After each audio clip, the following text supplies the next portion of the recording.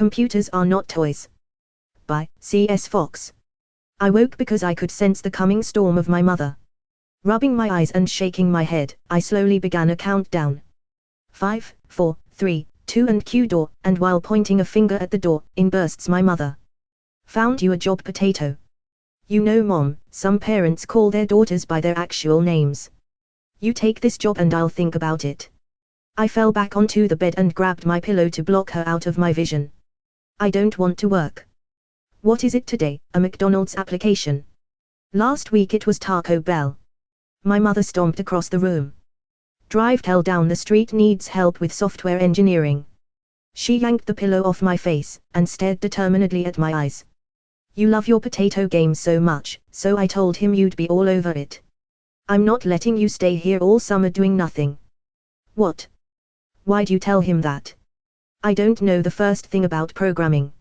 I'm sure he'll teach you. I yanked at the pillow. Mom, just leave me be. Her grip tightened and her eyebrows narrowed. I found you a job, one that probably involves your brainwashing potato games, and you're not even going to meet me halfway. There was something dangerous in her voice. It was a tone she hadn't resorted to in our daily job frustrations. I slowly sat up, I think by finding something related to video games. Excuse me, potato games. She thought she had me cornered into a situation I couldn't pass up. I'll try it for a day, I said, sounding like I was asking a question more than stating a fact. My mother's face lost some of its chiseled hardness and she nodded, giving one good pull to free the pillow from my hands and leaving with it in hers. I let out a loud sigh and fell back to my bed. Take a shower, I told Dr. Kell you'd be there at 9. I rolled over and found it was 8:30 on my clock. I shoved my blanket off the bed in frustration and stomped off to the shower. No 17-year-old should ever be treated like this. My real name is Gabrielle, Gabby for short, but Mom just calls me Potato. Not because I'm fat, no, I'm more the opposite, skinny, blonde hair, blue eyes and maybe a little too tall. The reason Mom calls me Potato is because I'm into video games. Promptly at 9 I found myself standing beside my mother at the front door of Dr. Kell's ample household. We probably would have been here 5 minutes earlier, but my mother wouldn't let me out in just a t-shirt and jean shorts. Instead I was dressed in a nice v-neck and a pair of khaki slacks. In the middle of summer, shoot me. My mother fussed over my hair and smoothed out some invisible wrinkles on the bottom of my shirt before ringing the doorbell. I smiled smugly as I heard the Legend of Zelda theme inside. What an odd doorbell, my mother said, making me giggle. She had to ring the doorbell a second time before someone opened it. Link, he come to town. Come to save, and the door flung open to reveal a singing straw-haired young man in a lab coat. The princess. A pair of grey eyes met mine, Zelda, and the song immediately died away. He didn't look all that much older than me. My mom was a little surprised but pushed forward. Oh, hello, is Dr. Kell in? I spoke to him on the phone yesterday. I'm Ellen and this is my daughter Gabrielle. My mother's words didn't seem to penetrate the boy's stare. His eyes took in mine then straight south. I made a bird with my finger pointing back towards my face and sneered at him. The boy looked a little shocked. Oh, another lab assistant, of course. How do you do? He finally acknowledged my mother and brought both his hands to shake hers. Please come in. The young man held the door open for my mother and I. My name's Sebastian. Dr. Kell will be up in a sec. Just as I was sitting on a couch with my mom, a door opened at the other end of the room and a tall man appeared. With the exception of his salt and pepper hair, he looked exactly like the professor from the Powerpuff Girls, complete with lab coat and pipe. I thought I heard the door, the man said as he came to one of the couches. My mother perked up and stood to shake his hand as well. Dr. Kell, thank you so much for employing my Potter. Gabrielle. She's been telling me every day that she's wanted nothing more than to get a job this summer. I reached for an invisible gun and pretended to shoot myself. Luckily no one noticed my fake death. It's no problem, Dr. Kell snapped his fingers at Sebastian, who in turn mouthed my mother's name. Ellen. Yes, it's no problem, Ellen, I actually needed another lab hand. Dr. Kell extended his hand my way. I looked up at him with a cocked eyebrow, but shook his hand knowing that my mother would likely destroy every electronic device in my room had I not. Well, glad everything balances out then, my mother said. Potato, be on your best behavior and work hard. Call if you're going to be working past dinner. I nearly let the damn gates burst. Past dinner. That was like 9 hours from now. I don't think she much cared what I was doing. As long as her potato had a job, we could just as well be building a doomsday device. Hurricane Ellen left, leaving me alone with two strange men. Oh joy. Sebastian seemed to be quietly repeating potato to himself, trying to make sense of it. All right, you're the new lab assistant then. So you join the team of 2. Now we're 3, Dr. Kell said, doing a little dance with his fingers, like this was extremely significant. Right, so then what are we doing? Mom said, coding. Sebastian quietly went over and opened the door that the drive had first come out of. Dr. Kell motioned for me to follow as he went into it. Let me just dive right into it. You've heard of fiber optics, right? Dr. Kell asked as he led the way into what looked like a chemistry lab downstairs. There were lines of beakers on the shelves and a few pieces of equipment scattered on the tables. Sure, I've got a cable modem, I shrugged. It's the stuff in the cables, right? The doctor nodded. Sebastian was following behind me but managed to find his voice. Fiber optic lines are strands of optically pure glass, as thin as a human hair and able to carry digital information over long distances, he said. My spider senses told me to glance over my shoulder and I found he was staring intently at my ass, so I put another bird there for him, and he gulped loudly. Dr. Kell walked into the lab and picked up one of the beakers. It was filled with a liquid, clear as water, but with little bits of fluorescent orange floating in it. What Sebastian said is true and basic stuff you probably already know, but what you may not know is that the most recent breakthroughs in fiber optic technology came from nature. Nature? I asked. Sea sponges. You lost me. Dr. Kell smiled and handed the beaker to me. A particular variety of sea sponges from the bottom of the ocean naturally produces long tendrils almost identical to fiber optic glass. But being from the bottom of the ocean and in near total absence of light, they somehow do it better than anything our technology has been able to produce up to now. They're like organic conduits for digital information. I swirled the contents in the beaker. It looked like a raver's drink. What's that have to do with this liquid? The doctor smiled. Not much, just everything. Dr. Kell grabbed another beaker and flicked it with his finger. What I've done is made a liquid fiber optic cable. One that conducts information through mere contact. I raised an eyebrow and looked at the liquid again, then at the two of them. Contact with what? Are you going to pour this stuff over 2 computers to network them? A grin grew so wide on Dr. Kell's face, it threatened to attach the corners of his mouth to his ears. I've poured it over the most intelligent thinking machine ever created. The human body. I nodded and looked back at the liquid, before his response clicked into place. Wait, what? A person. The doctor headed into the lab followed by Sebastian. I shrugged and followed behind. Inside there were 2 large glass tubes, raised above a platform with large cables running from it like the roots of a giant tree. Just a few feet from them, there was a large computer console with at least a dozen computer monitors jerry-rigged around it. Sebastian has tested it, and I've tested it, but we've never had a girl test it, the drive said as he waved about. Your brain waves are different and we need to see how the network would differ. So we need you to try it. Try what? I don't get what you're saying. The doctor went over to a large fish bowl. It was empty, but it had little tubes running from the bottom of it, just like the construction in the middle of the room. He motioned for me to hand him the beaker I was carrying, so I did and he poured in the contents of both beakers. The fish bowl filled up and Sebastian switched on one of the computer monitors nearby. Watch this. Dr. Kell said as he plunged his hand into the liquid. The monitor fizzed to life and showed an image of his hand floating in blackness. It was a perfect reproduction. He clenched his fist and the monitor showed a flawless motion of the same. Right now you're only seeing output. The monitor is showing the signals it's receiving from my arm. To get input, and actually network a person, we need to submerge the head. Won't you drown? That's the beauty of it. Believe it or not, it's breathable. It's not pleasant to breathe, but once you've established the link, you don't even feel it anymore. I'm still not really following you, I said, scratching my head. Dr. Kell nodded and pulled out his hand from the fish bowl. Somehow his hand was dry with not a trace of the liquid on it as he pulled it out. Sebastian turned off the monitor. You've seen the Matrix, right? He asked me as Dr. Kell went over to the big console. Amazingly he kept his eyes within proper boundaries.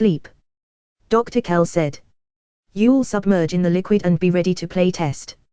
You'll have to get used to this, since we're going to have to do it every time we log you on. @ and $* and $. I said. Just imagine everything that girls don't usually say, then stick it in a blender and imagine me spitting it out of my mouth in one long gush. Dr. Kell's mouth hung slightly ajar, as did Sebastian's. Apparently they've never been played in Counter-Strike. I screamed again and continued beating my fists on the glass.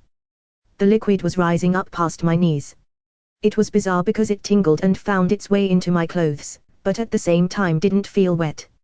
Feeling a bit hoarse, I managed to stop screaming and looked down at the liquid. Just calm down, Gabriel, Sebastian said, looking impervious to the liquid slowly swallowing his midsection. My voice was a bit shaky. Oh, are you sure this is okay? I said, looking over at him. He nodded and closed his eyes, completely relaxing. I managed to keep myself a little more under control. If Weird Boy could do it, so could I. Dr. Kell looked at me very methodically. I'm glad you've calmed down a little, but in order to log you in, you will need to be submerged in EFIB. That's what I call the liquid. The liquid had passed my hips and was still rising. I tried moving my legs, and found minimal success. It was denser than water and harder to move through. You're not going to drown me in this tube, are you? Dr. Kell laughed. I'm not going to drown you. I wasn't lying when I told you EFIB was breathable. The liquid was up to my shoulders. It was weaving itself into all my clothes and made my skin feel cool. I noticed with a little more fright that my body was floating up a centimeter or two off the platform. Sebastian was going through the same process, but looked as though it were nothing more harmful than a warm shower to him. Now listen to me, Gabi. The next thing is going to be the hardest part. Dr. Kell said. The liquid is going to come up past your head and it's going to feel like you can't breathe, because your body will think the EFIB is water and so you'll keep your mouth closed. I need you to force your mouth open and to try and breathe in the liquid. The liquid had reached my chin and he was right. I suddenly realized that the liquid was going to fill the tube and submerge me in it like a formaldehyde specimen. I began to breathe faster, feeling almost on the verge of hyperventilation as the liquid approached my mouth. Instinctively I took in a deep breath as the stuff passed my mouth and then my nose. No, Gabriel, let your breath out. You need to breathe in the ephib. You'd never believe how hard it is to entrain your body and convince it to suck down a lot of water and pass it off as air. I watched Sebastian inhale the liquid and suddenly go limp. As scared as I was, I shut my eyes and gasped as the air left my lungs and a fluid rushed in to fill my mouth and choke itself down my throat. I quickly brought my hands to my throat to massage out whatever was clogged in it. But then things stopped making sense. I was surrounded by the ephib, which should have made me just about immobile, so how could I move my hands? The cool feeling of the substance was gone, and so I opened my eyes and stared down at my hands. I wasn't in the tube anymore. I was floating. I was floating in a vast sea of nothingness. I guess I'm in the computer now, I thought to myself. I let myself float for a second. This wasn't exactly what I expected, but it was cool that I could be inside something. I played with my hands and kicked my feet a little, watching them moving around in the space, but I couldn't do much more than that. I was just afloat and adrift. Something hit me in the back. I spun around to see Sebastian smiling at me. He was still in the same clothes he'd been in when we were in the lab, and apparently I was as well. "Do you like it?" he asked.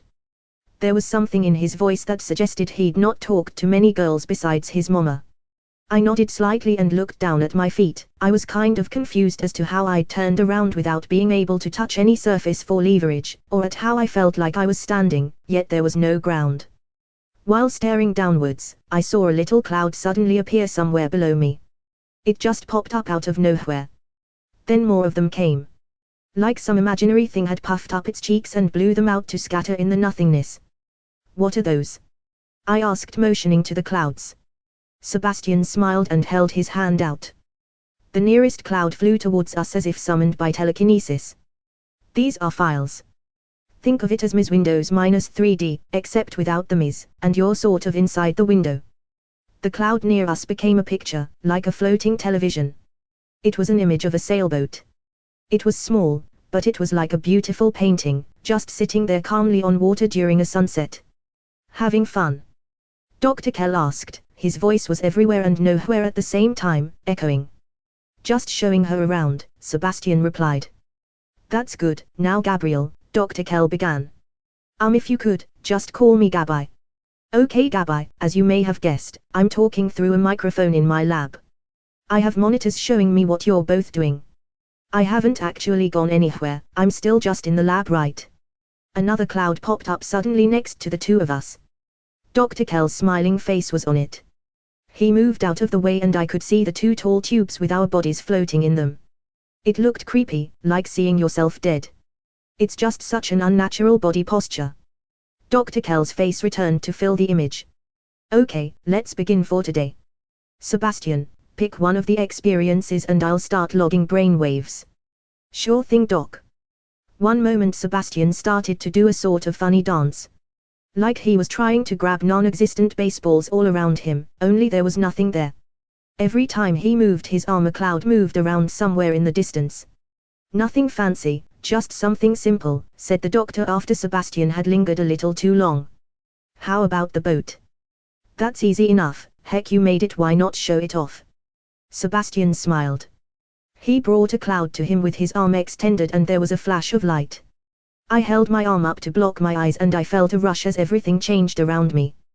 The feeling was followed by a gentle swaying, the swaying of a boat. I was standing on the deck of a small sailboat. It was hard to believe, but at the same time, here I was. I could feel the sea breeze blow coolly across my skin, causing my clothes to flap a little.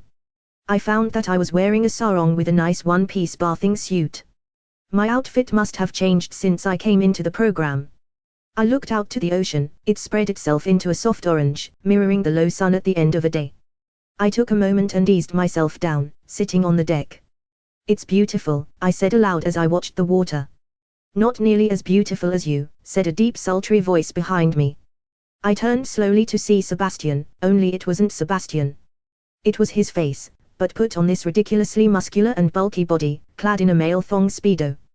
"Well, that just ruined the view," I said plainly. Everything seemed so real except him. "When did you program that in?" Dr. Kell asked as his bubble appeared. It made me jump a little to see a little cloud with a face pop up like spyware. Sebastian turned slightly and flexed his muscles, showing off his figure. Oh, just something I've been working on in my spare time. You know, to impress the ladies. I looked around for ladies, but realized he meant me. No, really, you shouldn't have, I said plainly, but suddenly felt a slight sickness rising in my stomach as he started to flex his butt. The doctor had an expression pretty similar. Ah yeah, remind me to limit your free play on this. Anyways, Dr. Kell turned toward me. What do you think about this experience? It's incredibly real. I looked at Sebastian, who had moved to flexing his back muscles. Well, most of it is very real. Your brain waves are normal, Dr. Kell said, looking somewhere outside the bubble. How would they be different? Well, I haven't come across it yet, but I have a theory that not all minds will be willing to accept this program, or oppositely that the program won't accept them. I'm not entirely sure of all the properties of the ephib I've created. Dr. Kell's bubble was suddenly blocked as Sebastian stepped in front of it with a cornball smile. Why don't you sit with me and enjoy the view? He said, attempting to put an arm around me. At that moment the boat swayed a little and he moved a little more than he wanted to, plus the fact that I put my foot on his ass combined to cool me off with a splash of water. Dr. Kell chuckled. I'll have to apologize for my son. I smirked. Oh, didn't realize he's your son. There was some floundering as the body with muscles so big couldn't move its arms in a coordinated stroke. If he's your son, why does he always call you Dr. Kell? And he won't drown, will he? He just doesn't want to call me Dad. Say's drive sounds much cooler. And as for drowning, Dr. Kell scratched the back of his head in the bubble. I'm not sure actually. You can feel in there. Like you can touch things and feel their texture as well as you can feel pain and get burned. Of course your body is never actually marked or affected back here. To be truthful, we've never experimented with dying. I looked at the floundering mass and wondered what to do. Dr. Kell's bubble floated toward it. Sebastio, why not just turn off that ridiculous avatar? You can swim fine in your own body. The splashing slowed a little as Sebastian's size shrunk about 2/3 and a sheepish look grew on his face as he came to the boat and climbed back aboard. His composure and demeanor had changed back to the same awkward gait he'd had when I first met him. You know, you could have avoided that by not assuming you can put an arm around me. Sebastian looked slightly embarrassed but nodded. Dr. Kell's bubble came back aboard and floated around. I'm going to begin some diagnostics. You don't need to stay logged on, Sebastian, but if you would, Gabby, I'd like to run some more tests with you. Sure, what do I need to do? Just lie back and relax, enjoy the scenery at sea. I'm going to just take a reading on your brain waves and responses for a little bit. Oh, I can do that, I said, sitting on the deck. Sebastian screwed up his face a little, like he was about to throw up, but before I could say anything to him, he disappeared. I looked in Dr. Kell's bubble and I could see Sebastian's tube draining in the background. I shrugged and laid down, just basking in the sunset on the ship. The gentle rocking of the waves, the breeze, it was like something out of a dream. I stretched and took in a deep breath. It wasn't real, but it real. Maybe that's what this was, it was a dream. Dr. Kell hadn't made experiences, he'd made dreams. Dreams we could visit. Dreams we could fully enjoy. What a wonderful thought. I closed my eyes thinking about it. Sometime later I awoke with a start. Something was wrong, I could feel it. I sat up looking around. I was still on the boat, still in the dream. I gasped for a minute, maybe I was in a real dream of my own. I tried to think things through, and I felt the wind over the water. It felt real, or realer than any sleeping dream. I looked up to see the sun still orange and just above the where the sky hit the water. I'm not dreaming, I'm still in the adventure. Dr. Kell? I asked. Are you there, Dr. Kell? There was silence, there was no noise other than the motion of the ship on the water. How much time had passed? The damn sun had been in the same place the whole time, so I couldn't really tell if a lot or a little bit of time had passed. Maybe I'd fallen asleep in the game, and rather than take me from my sleep, he decided to just let me rest and do his tests. I paced around the ship a little bit. Sebastian. Or preferably Dr. Kell. Anyone. Just the boat and the water. I got a little nervous, but took a seat. This was fine, nothing to worry about. I'm probably being tested. 5 minutes passed, then 10. Still nothing, just me and the boat. The nervousness began to sink in a little. If this was testing, it was cruel. Dr. Kell said he didn't know all the properties of EFIB and that it wasn't tested on girls yet. What if something had gone wrong? I paced around the ship a little more. There had to be a way out. Like a way I could log off. I thought about it. Well, when Sebastian got out, it looked like he was throwing up. Maybe if I spit the stuff out, wait, if I'm really floating in a tube of the stuff, it would have to be drained a bit to do that. It was a tight spot for sure. I had no idea what to do. I paced around again and stared out at the water. It was pretty, yeah. But, while staring at the water, I realized I needed to take a leak. I made my way to the ship's tiny below deck and wasn't very surprised to find it was just an unfurnished wooden room with no rooms connected to it. It's not like it was an urgent problem, and given that I'm on the water, I could probably just lean over the side and go, but what if someone were watching? I mean, Sebastian or Dr. Kell could have me on the big screen or something. More than that, what happens to my body in the tube if I go? Do I wet myself and not realize it? Bletch, guess that will be dealt with later. If I need to go in-game, I think I'll just dive into the water and do it there. How much different would it be from peeing in the pool? Sitting around a bit more only made me even more antsy.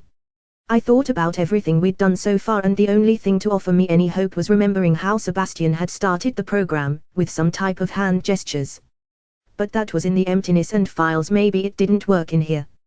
But at the same time, I'm connected to the machine, so shouldn't I be able to access the files all the time? Just have to figure out how. At least it sounded better than my previous ideas. I sat down on the deck of the ship and closed my eyes, like I was preparing to meditate or something. I spoke aloud. Okay computer, if you can hear me, take me out of here. Unlink me or whatever. I still heard the water and cracked an eye open to check my surroundings. Nothing changed yet. I tried throwing my hand out like I was reaching for an invisible baseball.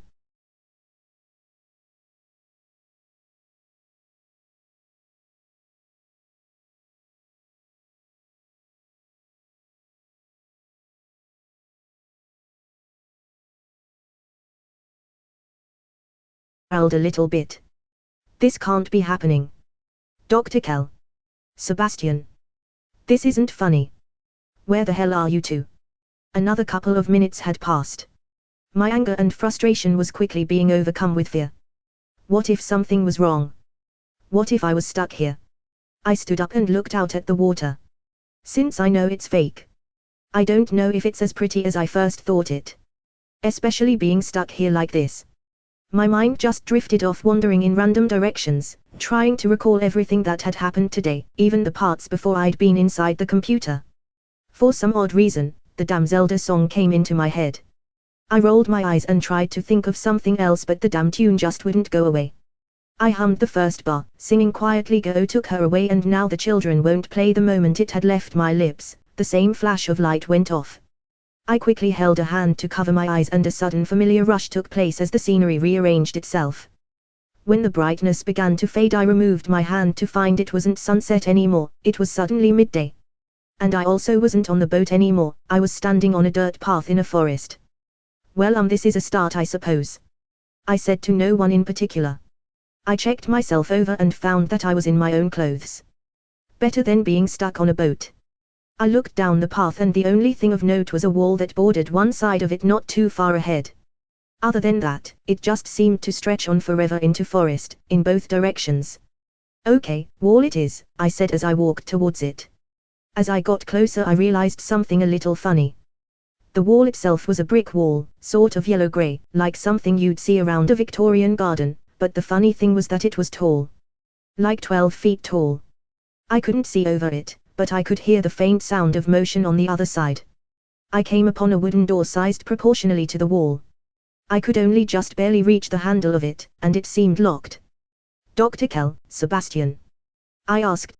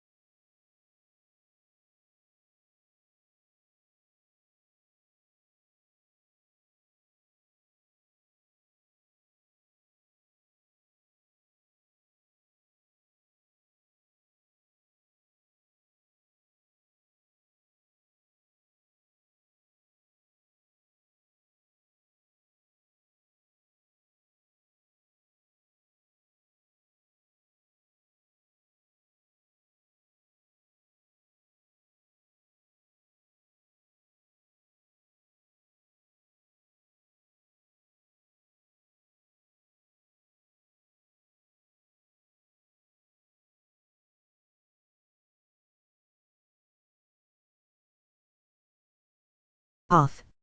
This wall and what's inside is probably the only thing in this program, so what else could I do? Sure Zelda, I'll come in. There was a little bit of a fumbling noise, like someone was jumping up to reach something, and I eventually heard a latch slide.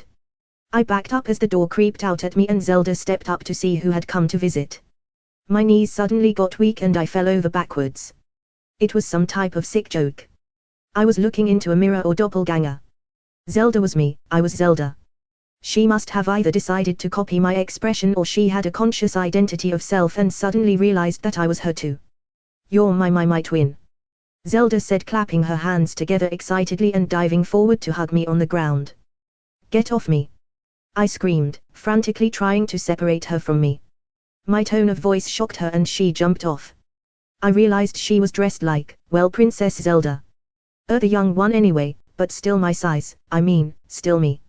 Zelda had her hands cowering near her chin, like she was suddenly afraid of me. Why'd you yell at me? What are you? I demanded.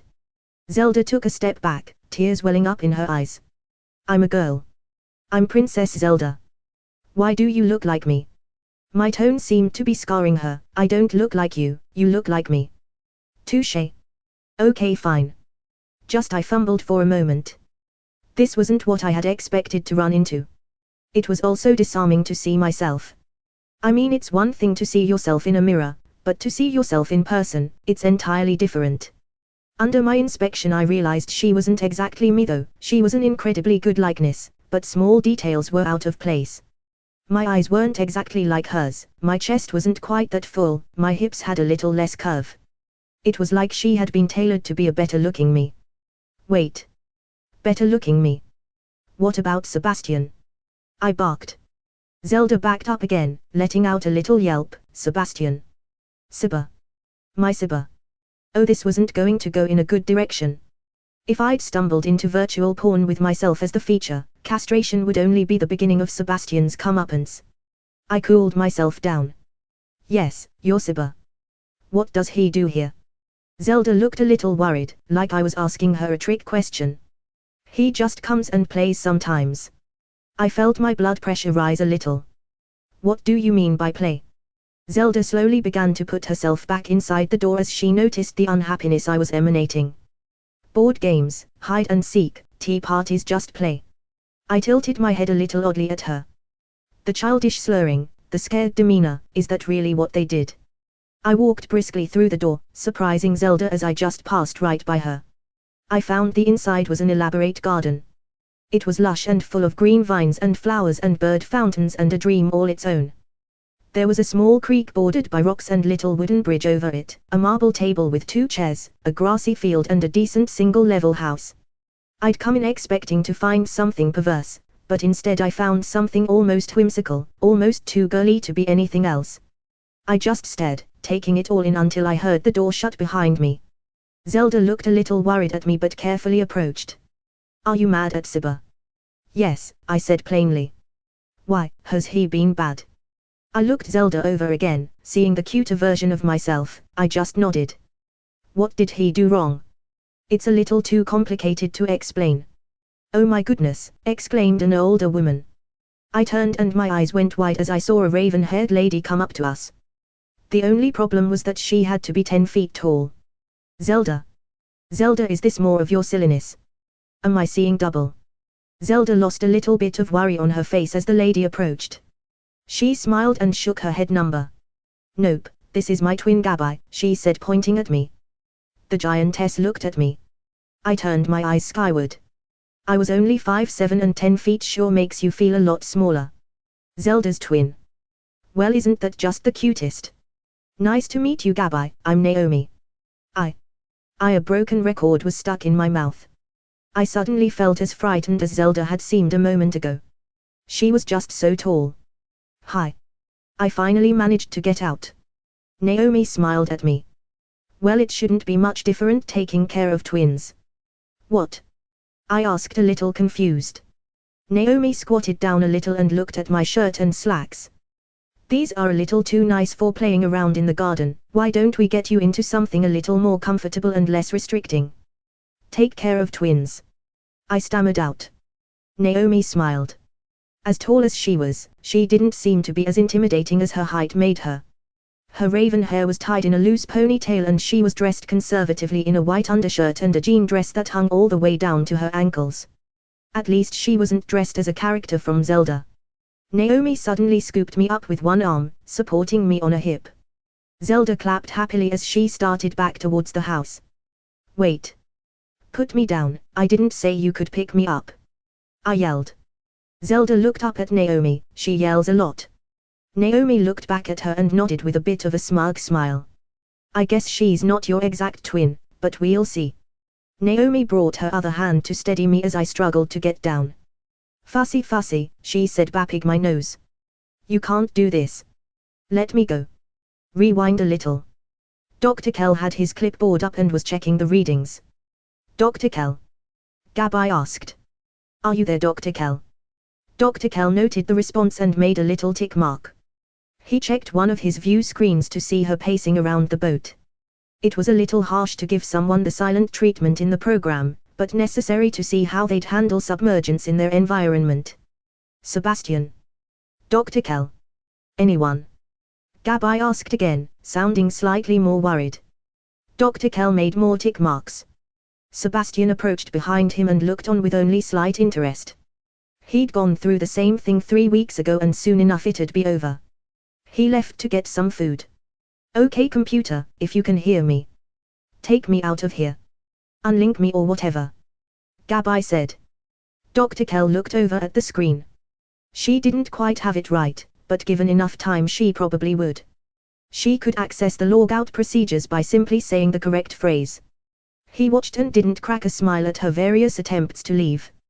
He leaned over and checked a few more readings, nothing seemed out of place, everything was normal.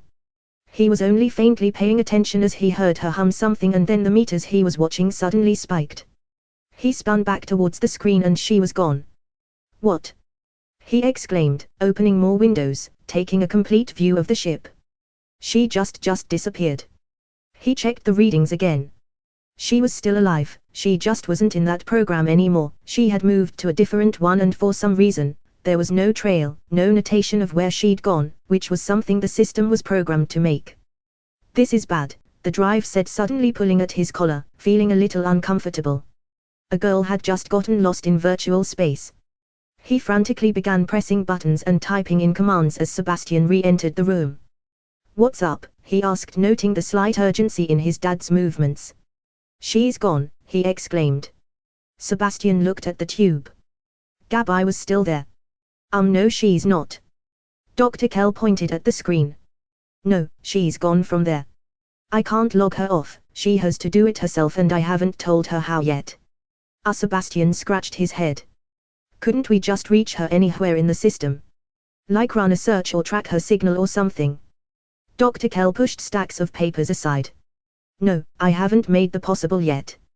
We were supposed to stay in controlled environments because I didn't have an open link to all of them yet. Quite effectively she's lost somewhere in the system and now we're going to have to find her. Sebastian was stunned. Lost? He asked. It's not like she could have gone a lot of places, how many have we made so far? Dr. Kell frantically reached around for another paper. There are 324 data clusters she could have visited, 324 places you'll have to go look around, and I don't think I have to tell you that some of them are pretty big. Sebastian had to sit down and Dr. Kell started drawing out a grid, making a plan of action. This could be dangerous. He'd never had someone logged on for more than 2 hours and by the looks of things she could be in there for a long time if they didn't get to work immediately. Could we just manually drain the tank? Sebastian asked after a moment. Dr. Kell continued scribbling. What happens when you pull the plug on a computer and you had a Word document open? That doesn't happen too often anymore, Dad, Sebastian said, momentarily slipping from his cordial title of drive. There are backups and automatic constant saves and... This is not a Dell. This is not Windows. This is what we have made. Did you add a nice feature like that on there and not tell me?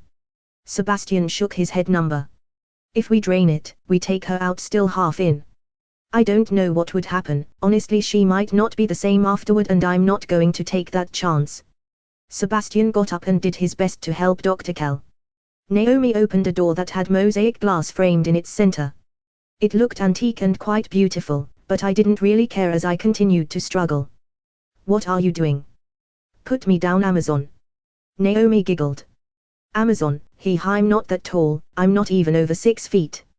I was about to say something when I realized the house was a bit odd. Everything else was sized to Naomi's size, and Zelda and I were just smaller. But, I'm smaller. I asked. Nope, you're my size. Zelda said happily as she skipped along beside us. Her white and pink robes fluttered as she did so. Was it weird that I was annoyed with a copy of myself? But what are you doing with me? I asked Naomi. She continued to carry me into nicely furnished rooms and down a hall. One room we passed had a lot of arcade games in it, and I paused my complaints just long enough to take mental inventory of what was in the room. Well, I'm just going to take care of you the same way I do your twin sister. She's not my sister. I shouted. Well, you certainly look like her, Naomi said. She brought me into a room that was so pink it was frightening. It was also a nursery. There was a crib, a changing table, a playpen, a rocking chair, a full chest of drawers, and every other thing a child would need. What the hell is all this? Naomi approached one of the drawers and opened it to take out a pacifier. I looked at it with wonderment till she tried to stick it in my mouth. I easily blocked it with my hand. Hey, cut that out. What is this nursery doing here anyway? I asked. But then something bad creeped up on me.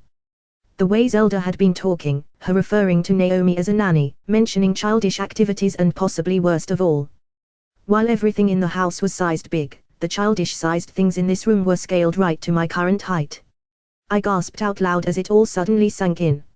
At that moment the pacifier entered my mouth. I quickly spit it out and Naomi put me down. Fine, don't have it in, but please, no more yelling. I'm only trying to take care of you. I don't need to be taken care of. I yelled. Naomi rolled her eyes and leaned down to get the pacifier again. I backed up a few feet. Okay, I'll stop yelling. Good. Now let's get some nicer clothes for you. Naomi. Zelda asked very meekly. I had almost forgotten about her till she spoke up. I almost can't emphasize enough how weird it was having a copy of myself nearby. What is it, princess? Zelda looked at me and blushed a little. I need a change. Oh, poor dear. Let me help you first then. Naomi got up and went towards Zelda, but paused a moment to look at me. You don't mind if I change your sister first, Gabi, do you? No, by all means, I said, looking a little confused. Naomi went over to Zelda and picked her up. She looked almost like a child in Naomi's arms and even laid her head on her shoulder, but at the same time it wasn't quite right because she wasn't a child. She had hips and a chest. It was just a little out of the ordinary, but then again everything here was so far. Naomi carried Zelda over to the changing table and laid her down, pulling up her pink and white robes forward/dress to reveal shapely legs and I rubbed my eyes. She was diapered. My stomach dropped. The perverse copy of me was wearing diapers. Naomi and Zelda seemed completely oblivious to me as Zelda got her diaper changed. Why is she in diapers? I asked, fighting to maintain my composure.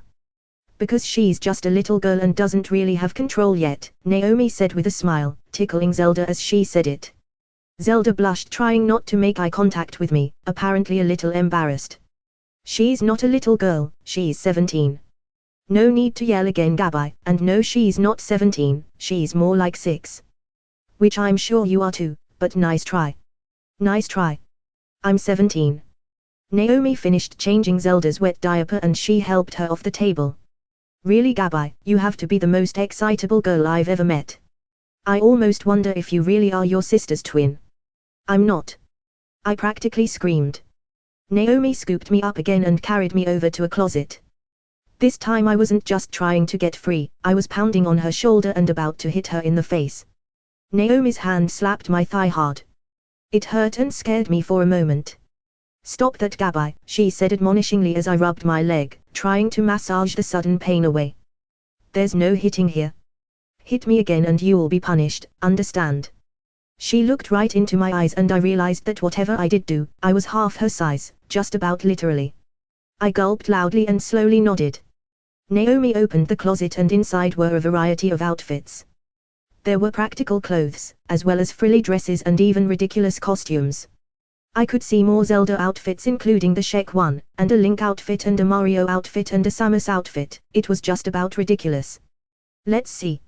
I think something a little more durable, maybe jeans. Naomi reached in with her one hand and began shifting clothes about till she came to a pair of jean overalls.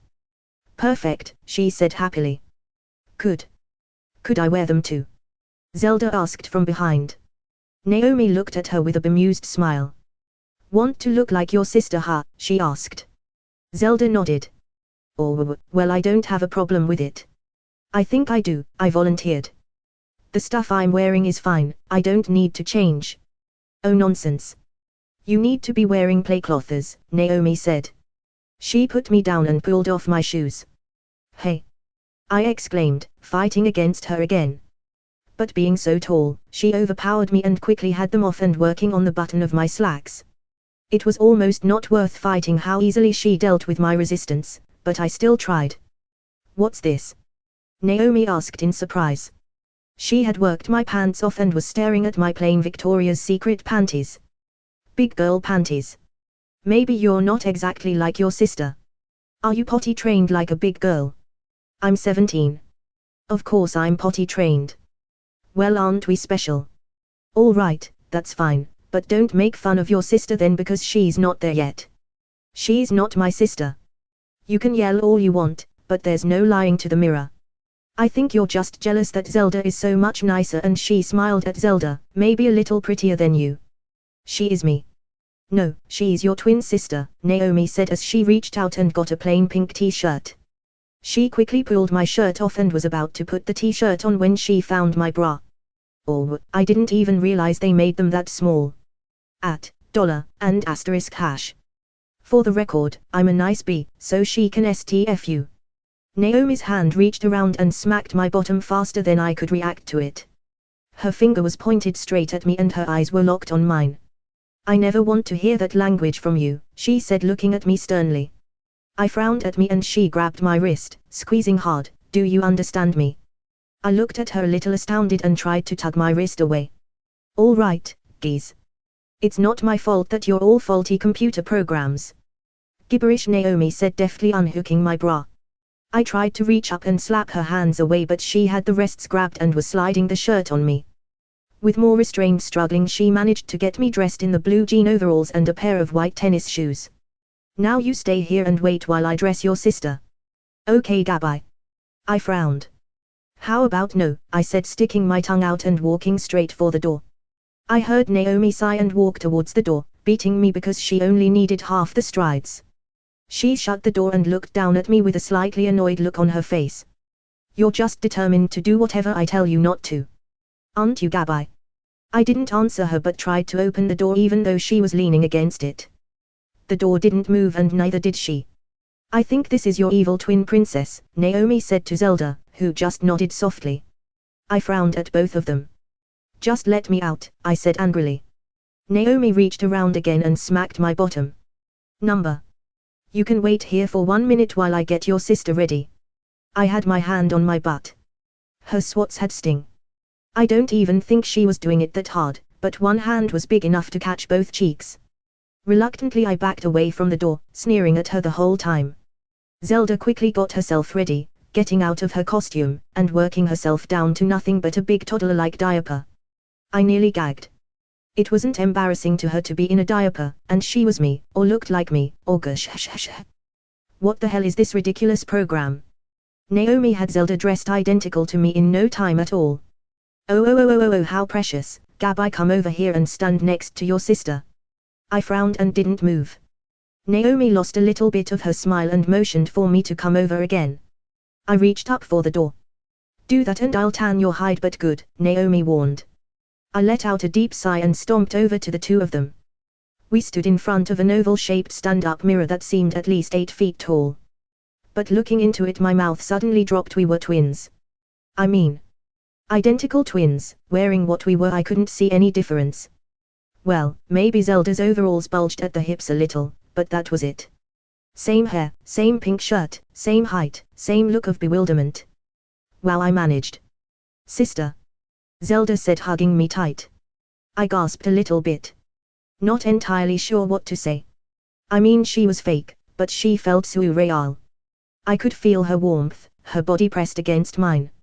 I worked my arms down to break her hug. I looked at Naomi a little frustrated. Can we leave now then? She nodded and went to open the door for us. Why don't you two go play out in the garden for a little while? Naomi opened the door and we headed out. Zelda grabbed my hand and was about to pull me down the hallway, but I slid my hand out of hers. She paused and looked at me the way a puppy does when you take away its toy. I'll join you in a second, I said. I just want to talk to Naomi. Zelda didn't really appear to understand but bounced off down the hallway happy enough. Naomi shut the door behind her and looked down at me. What's up? She asked with a smile. My question exactly. What do you mean, Gabby? What are you? Naomi bent down and stroked my long hair. I'm just a friendly nanny. Who's here for you if you need anything? She was giving off a creepy vibe, so I took a step back till my hair was out of her hand. I wasn't sure how to approach asking her any helpful questions. Well, how long have you and Zelda been here? Oh, for a long time. Okay, I could go somewhere with this. Well, how long? Not sure, as long as I can remember. Have you ever lived anywhere other than here? I asked, pressing the matter. Don't think so. Don't you see a problem with that? Nope, she chirped. Everything's wonderful here, why would I ever want to live somewhere else? But where were you born? How old are you? Don't you even care? A grin grew on Naomi's face. Not in the least. I'm happy, so is Zelda, what else matters? I took in breath to retort, but the words just didn't leave my mouth. There would be no convincing her, or getting information from her. She did not know or care of the things that people in the real world would use to define themselves. She simply was happy. What do you do when Siba is here? I asked, thinking to what Zelda had said earlier. I take care of him too, she said with a smile. Delightful young boy, always brings stuff here for us, makes improvements to the house too. But how does he make improvements to the house? He just does, Naomi said with that same giddy smile. I frowned, she didn't seem to know or care about that either. Perhaps she was programmed to be that way. Something else crossed my mind at that moment. Does Siba? I smirked. Does Siba wear big boy pants when he's here? Usually not, that boy has lots of accidents. Little frustrating sometimes actually. A part of me wanted to laugh, a part of me wanted to throw up. This wasn't Sebastian's personal porno palace, but it still was something perverse. A moment later my mentally slapped myself there, my identical copy, came back down the hallway wondering how long we were going to be. Oh, Gabby here was just asking a few questions, I'm sure she's quite done now and you two can go play. Naomi put a hand on my back and pushed me forward. I was a bit bewildered but knew I wouldn't really get anywhere with her at the moment, so I resigned to have Zelda take my hand and lead me. I wanna show you the garden, Zelda said excitedly. She led me past the video game room and I dragged my feet a little. Can you show me around in there? I asked, looking at the bright screens and happy chaotic noises coming from the machines inside. Zelda looked in and shook her head.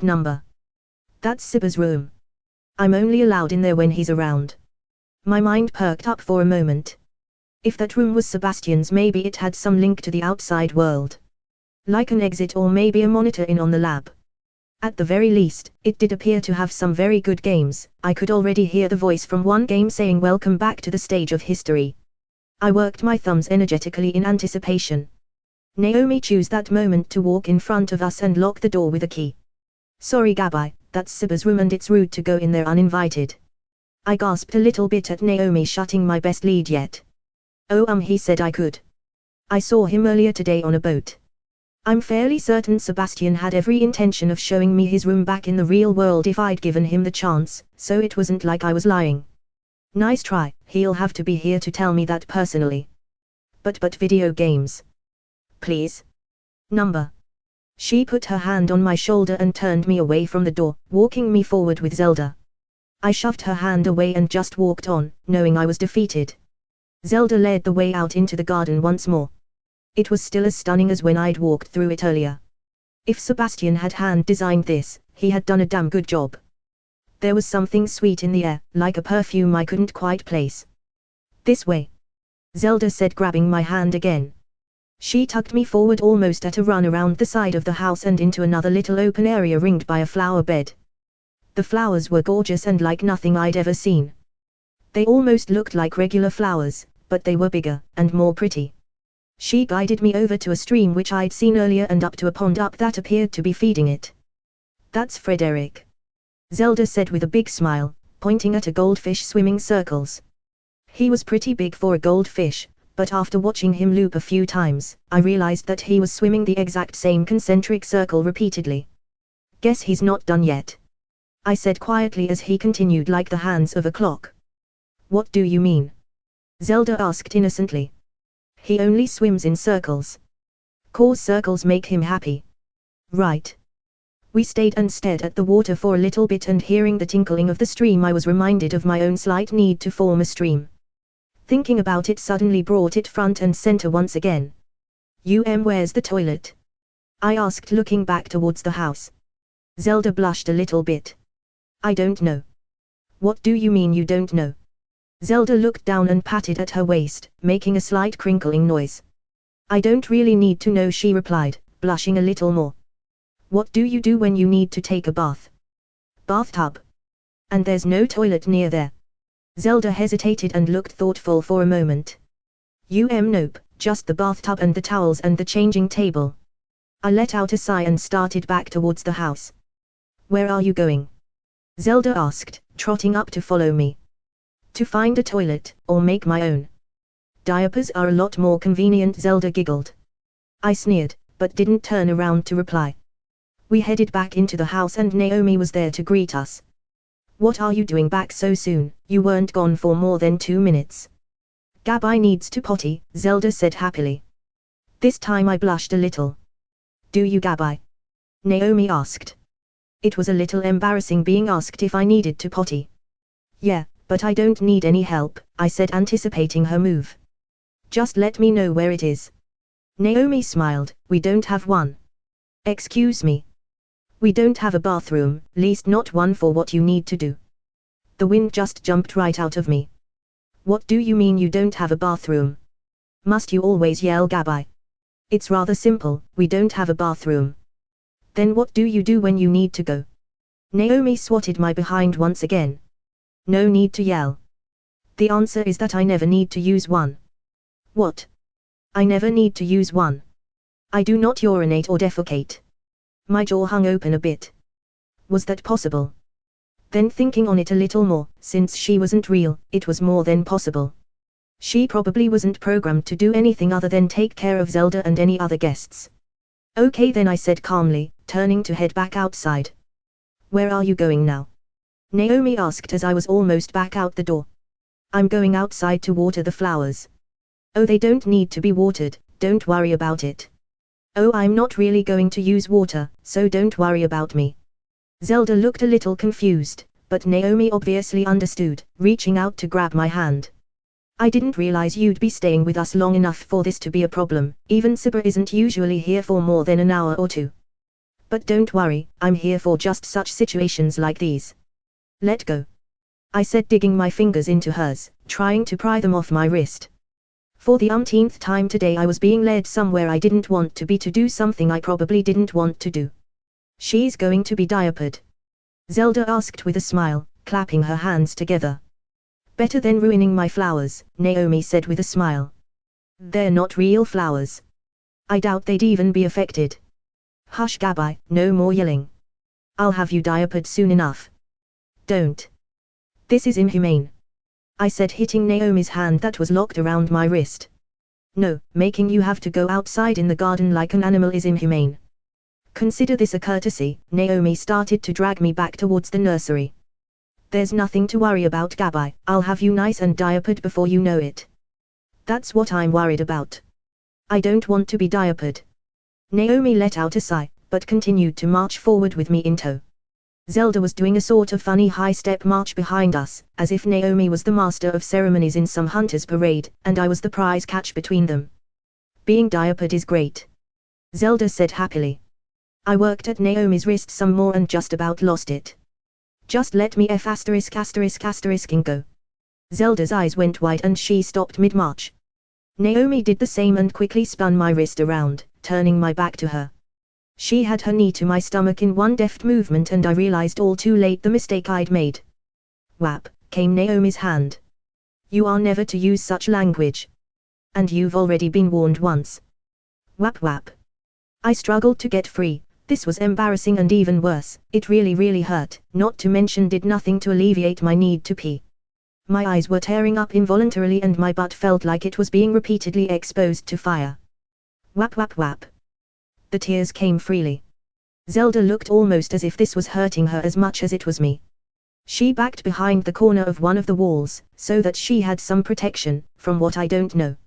Naomi's hand came down at least a dozen more times before she stopped. There was silence a moment, broken only by my pathetic sobs. I reached my hands back to cover my rear, but they were slapped away. Are you going to behave? Naomi asked sternly. I didn't reply. Well? Naomi asked again. I could feel her hand raising. Yes, I quickly let out between tears. Her hand slowly lowered and massaged the small of my back. Good, I'm sorry I had to do that, Gabi, but as I said before, I will not tolerate language like that from little girls' mouths. Zelda meekly came back from around the corner, herself looking a little shaken, even though she hadn't been punished or done anything wrong. Oh, are you okay, Gabi? I looked up at Zelda, seeing my own face looking concernedly at me. Naomi let me up off her one knee and drying my tears I nodded at Zelda. She cheered up a little and gave me a hug. Naomi took my hand again and this time I didn't really resist much. I just allowed myself to be pulled along while I kept a hand over my sore rear. We all went back to the nursery where Naomi helped me up on the changing table. For a split second I started to put up resistance but Naomi only had to raise her hand a tiny bit to scare me back into line and allow myself to be helped up. My butt hurt from the spanking so much that I had to lay down almost immediately to lessen the pain. Zelda came and got a little stuffed animal fox and sat contentedly on the floor, watching Naomi as she went about a task that I'm sure had been performed on her at least 100 times. Knowing that there was nothing I could do but grit and bear the embarrassment, I closed my eyes and just let Naomi do as she pleased. Removing my clothes slowly and then my underwear, she carefully put a fresh disposable under me, just as I'd seen her do to Zelda, and then proceeded to apply a little diaper rash cream and baby powder. The entire process left me feeling more humiliated than I had ever been in my entire life. The 2 tapes were affixed, and Naomi was done. She sat me up and helped me back into the clothes I'd been in before. Zelda got up too and came over to us. Standing next to me once more, I realized now that there was nothing different between us, other than the fact that in my head I knew that I was real, and that she wasn't. Zelda put the stuffed animal back and Naomi took us out of the nursery again and led the way to the garden. I was treated to the experience of trying to walk with something like a thin pillow taped between my legs. It crinkled every step, giving me the distinct audio reminder that typical bathrooms didn't exist here. Let's go to the swing set. How does that sound? Naomi asked with a smile. Zelda smiled broadly and looked at me. All I could think about was my need to pee. Do I have any choice? I asked. Let's go. Zelda jumped happily and grabbed my hand. As we started along one of the garden paths I reflected that I might as well have been wearing a leash in this screwy world, because it seems like I can't go anywhere without being led. What a picture we must have made. The tall, or normal-sized since we were small in this world, Naomi walking happily in her jean dress and long brown hair, while her 2 blonde-haired twins in their play overalls and pink shirts toddled forth, almost legal adults but looking nowhere near the right size. Both of them diapered, of course. Bletch, how long before I'm out of this nightmare? We came to another secluded part of the garden. Flowers and a few trees ringed a clearing that had a basic slide and 2 swings on a wood chip playground. Zelda let go of my hand and started to run to one of the swings, hitting it with her stomach and momentarily leaving the ground like she was Supergirl. I watched and sighed quietly, thinking with slight embarrassment how much like a preschooler my copy looked like. Naomi came up next to me and smiled. I looked up at her and did my best to smile back. You know, we can play by ourselves, I said nervously, hoping that my words wouldn't be construed as a spankable offense. Oh, I'm sure you can, but right now I'm here for the flowers' sake. The flowers? I asked. Naomi winked. I'm here to make sure you don't water them. I frowned. She smiled back again. I stomped away and daintily sat my sore ass down on the swing. Zelda was still flying around like Supergirl and turned herself when her momentum had slowed to look at me with childish wonder. I bet I can swing higher, she said excitedly, quickly getting up to change from lay down to sitting position in the swing. I concentrated on ignoring my bladder and did my best to reply. I don't really want to play. Zelda sank a little but shrugged and looked forward, pumping her legs to get the first swing motion started. I sat in silence a little longer while she repeated her motion a few more times. You should came her voice as she passed by, just let go she said again on the return. I bit my lower lip and watched her swing a few more times. I turned and looked at Naomi who was standing and with her arms folded, happily watching us two. She waved politely seeing me look her way. I quickly averted my eyes. I needed to pee so bad. What could I do? I started to sob softly. I heard the chain on Zelda's swing recoil as she leapt into the air and my bladder disobeyed my brain. A slight pain that had been building with my need to pee released itself and I felt the front of my diaper begin to quickly get warm.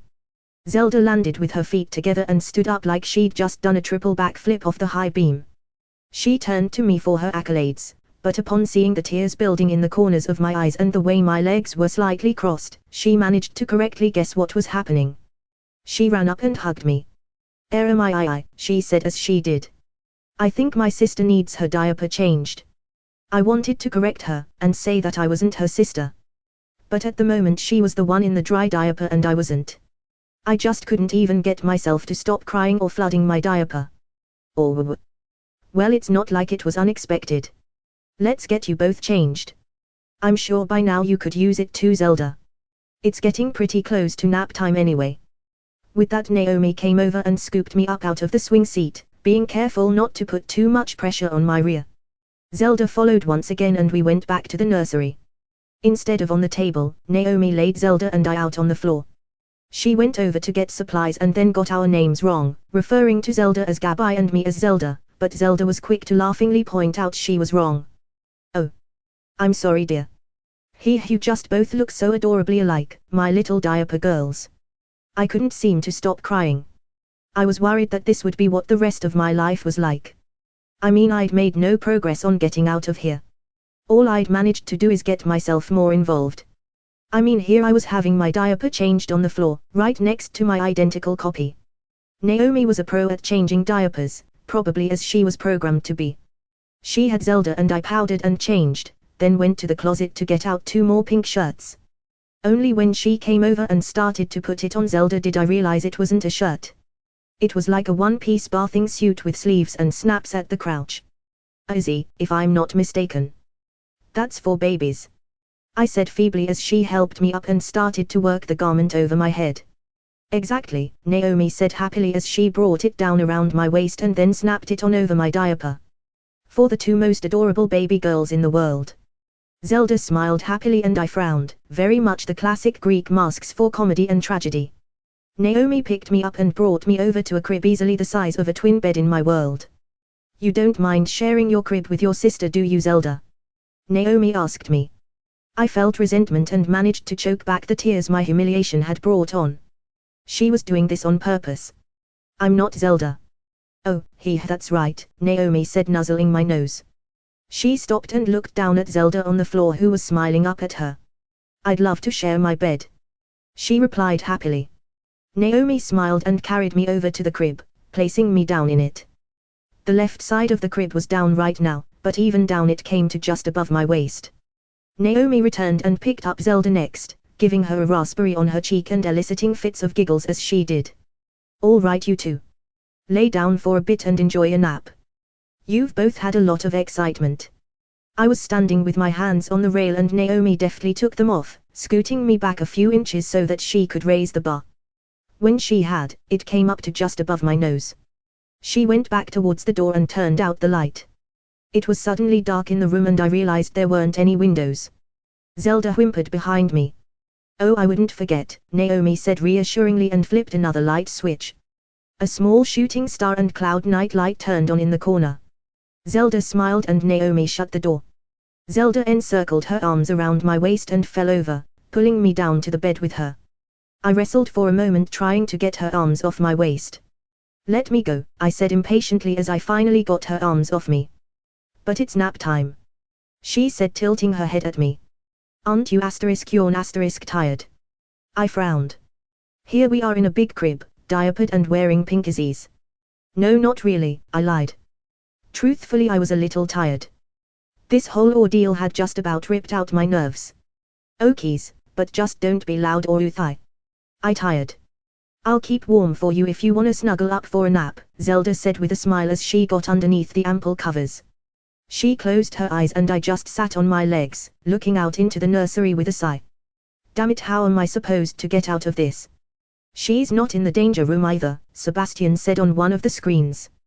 He wasn't actually in the room, his body was floating in a tube of ephib next to Gabby's. Well, that's a relief. Of all the places she could have gone, that's the last one I wanted, Dr. Kell said, wiping sweat off his brow. Keep moving, we've only covered about 18% of our database so far. Sebastian sneered a little. He'd been looking for this stupid girl over 2 hours now. It wasn't like the most exciting task either. It simply involved him loading a program, walking around it, seeing if any life signs showed up besides what was already meant to be there. It just didn't make any sense that the girl would just disappear and her signature wouldn't even show up. Loading construct, Sebastian said in a flat voice. It caused a blinding white flash and brought him to the familiar black nothingness of the main drive. What should I look up now? Dr. Kell looked at a hand-drawn chart that vaguely mapped out their data at the last time of their fragmentation inventory. Move on to the action script tests. I know there's really nothing there, but it's possible she could still be stuck in one of those rooms. Sebastian felt a slight pang of guilt. The action script tests were basic builds with things like a street with a single car repeatedly driving by, seeing if the physics and mechanics of the car were correct. Other tests had rooms crowded full of people forever eating a continual lunch. They were tests for future projects that were never actually erased and by some small chance a place where Gabby could have ended up. They were places of such redundancy that after 2 hours, someone would be liable to go insane. Sure, action script 1 then, Sebastian said. Mentally he cursed aloud because there were probably 25 different action scripts to check. Stupid Gabby. He willed the first one to move towards him. The loading construct was audio and mental link, unlike the game's /experiences/ rooms and scripts themselves, which were audio only. He appeared a second later in a gym with bouncing balls of every sport. Gabby. He yelled over the noise of basketballs, footballs, soccer balls and every other variety of sport ball bouncing around in predetermined patterns. No reply, and obvious no Gabby. On to the next script. An hour and a half later, and 23 more scripts down, things were getting more and more tedious by the moment. That's 32% of the data. So that's 1/3 of the places she could be, Dr. Kell said to one of his screens. Sebastian rolled his eyes inside. I need a break. Just let me sit still for 15 minutes. I'm about to go freaking insane. Dr. Kell looked at the clock. It was approaching 2 in the afternoon. Okay. I suppose we need to break for a minute. Personally, I know we have more data mappings I want to look over. There has to be a reason for what happened. Fine, whatever. Just let me be for a while. I'm going to go hang out in the lounge program if you need me. 20 minutes. Then meet back in the loading construct. Sebastian smiled a little. Deal. Dr. Kell turned off his monitor and ran out of the room to gather some of the filed mappings upstairs. Geez, glad to finally catch a break, Sebastian said to himself, floating idly in the construct. Now to actually relax, he smiled broadly and began to hum to himself. This little program wasn't accessible by the mental link usually available in the construct. Link he come to town. Come to save, the Princess Zelda. Go took her away, now the children won't play. And there was a flash of light and Sebastian disappeared to a road in the middle of a forest to take a break for a few minutes. Hey cutie. Hum. I said with a slight yawn. The veil of sleep was heavier than usual, like I'd somehow slept better than ever before. My precious little Zelda, it's not often you're napping when I get here. What have you been up to that's got you so tired? I opened my eyes to see Sebastian peering through the bars of the crib at me. His hand reached through the bars and tousled my hair gently. I began to pull away as I woke up a little more and I realized just who the hell was touching me. At the same time, my clone twin who had an arm around my midsection stirred and lifted her head up to peer over my back to see what was going on. Sebastian's eyes suddenly went from mine to Zelda's and a look of surprise began to set in. "Two?" he asked in a quiet voice, looking at the both of us. I took that moment to put both hands around his wrist and pull for all I was worth. His face was suddenly jammed up against the crib bars as his arm was into the shoulder. I quickly moved to put both my feet on the bars for leverage. "Gabby. Stop, what are you doing?" Zelda said, springing up into a sitting position. Don't. You're going to hurt him," she said in sudden shock. "Good." I yelled repeatedly, tugging, letting his face move a few inches away from the bars before rattling it against them again. I was doing my best to work him like a piston. "Gabby!" Sebastian cried out as he got rocked. His voice contorted a little as his mouth made contact with the bars of the crib again and again. "What are you doing here?" The door to the nursery suddenly flew open and Naomi rushed in. "Good heavens, child," she exclaimed, running up to the crib and grabbing my arms to pull them off Sebastian's wrist. He suddenly fell away from the crib and on his back. Naomi held strong to my wrists. Sebastian was tenderly feeling his face, looking a little hurt, but not too badly. "What was that about?" Naomi demanded of me. I had a scowl on my face looking at Sebastian, but hearing Naomi's angry words, I quickly tried to put on a sweet and innocent look. "Oh, we were just playing," I quickly said. "What the *******ing hell are you doing here?" Sebastian said crossly as he got off his ass. Naomi turned a mother's scolding eye to Sebastian. "Why, I never. To hear language like that from Alpha Caretaker -1 shut down," Sebastian said quickly, and Naomi disappeared. Zelda's eyes went wide and I rubbed at my sore wrists that were suddenly released, but I didn't hesitate long. I got to my feet and grabbed the rail of the crib, preparing to vault over and begin the process of introducing Sebastian to criminal homicide.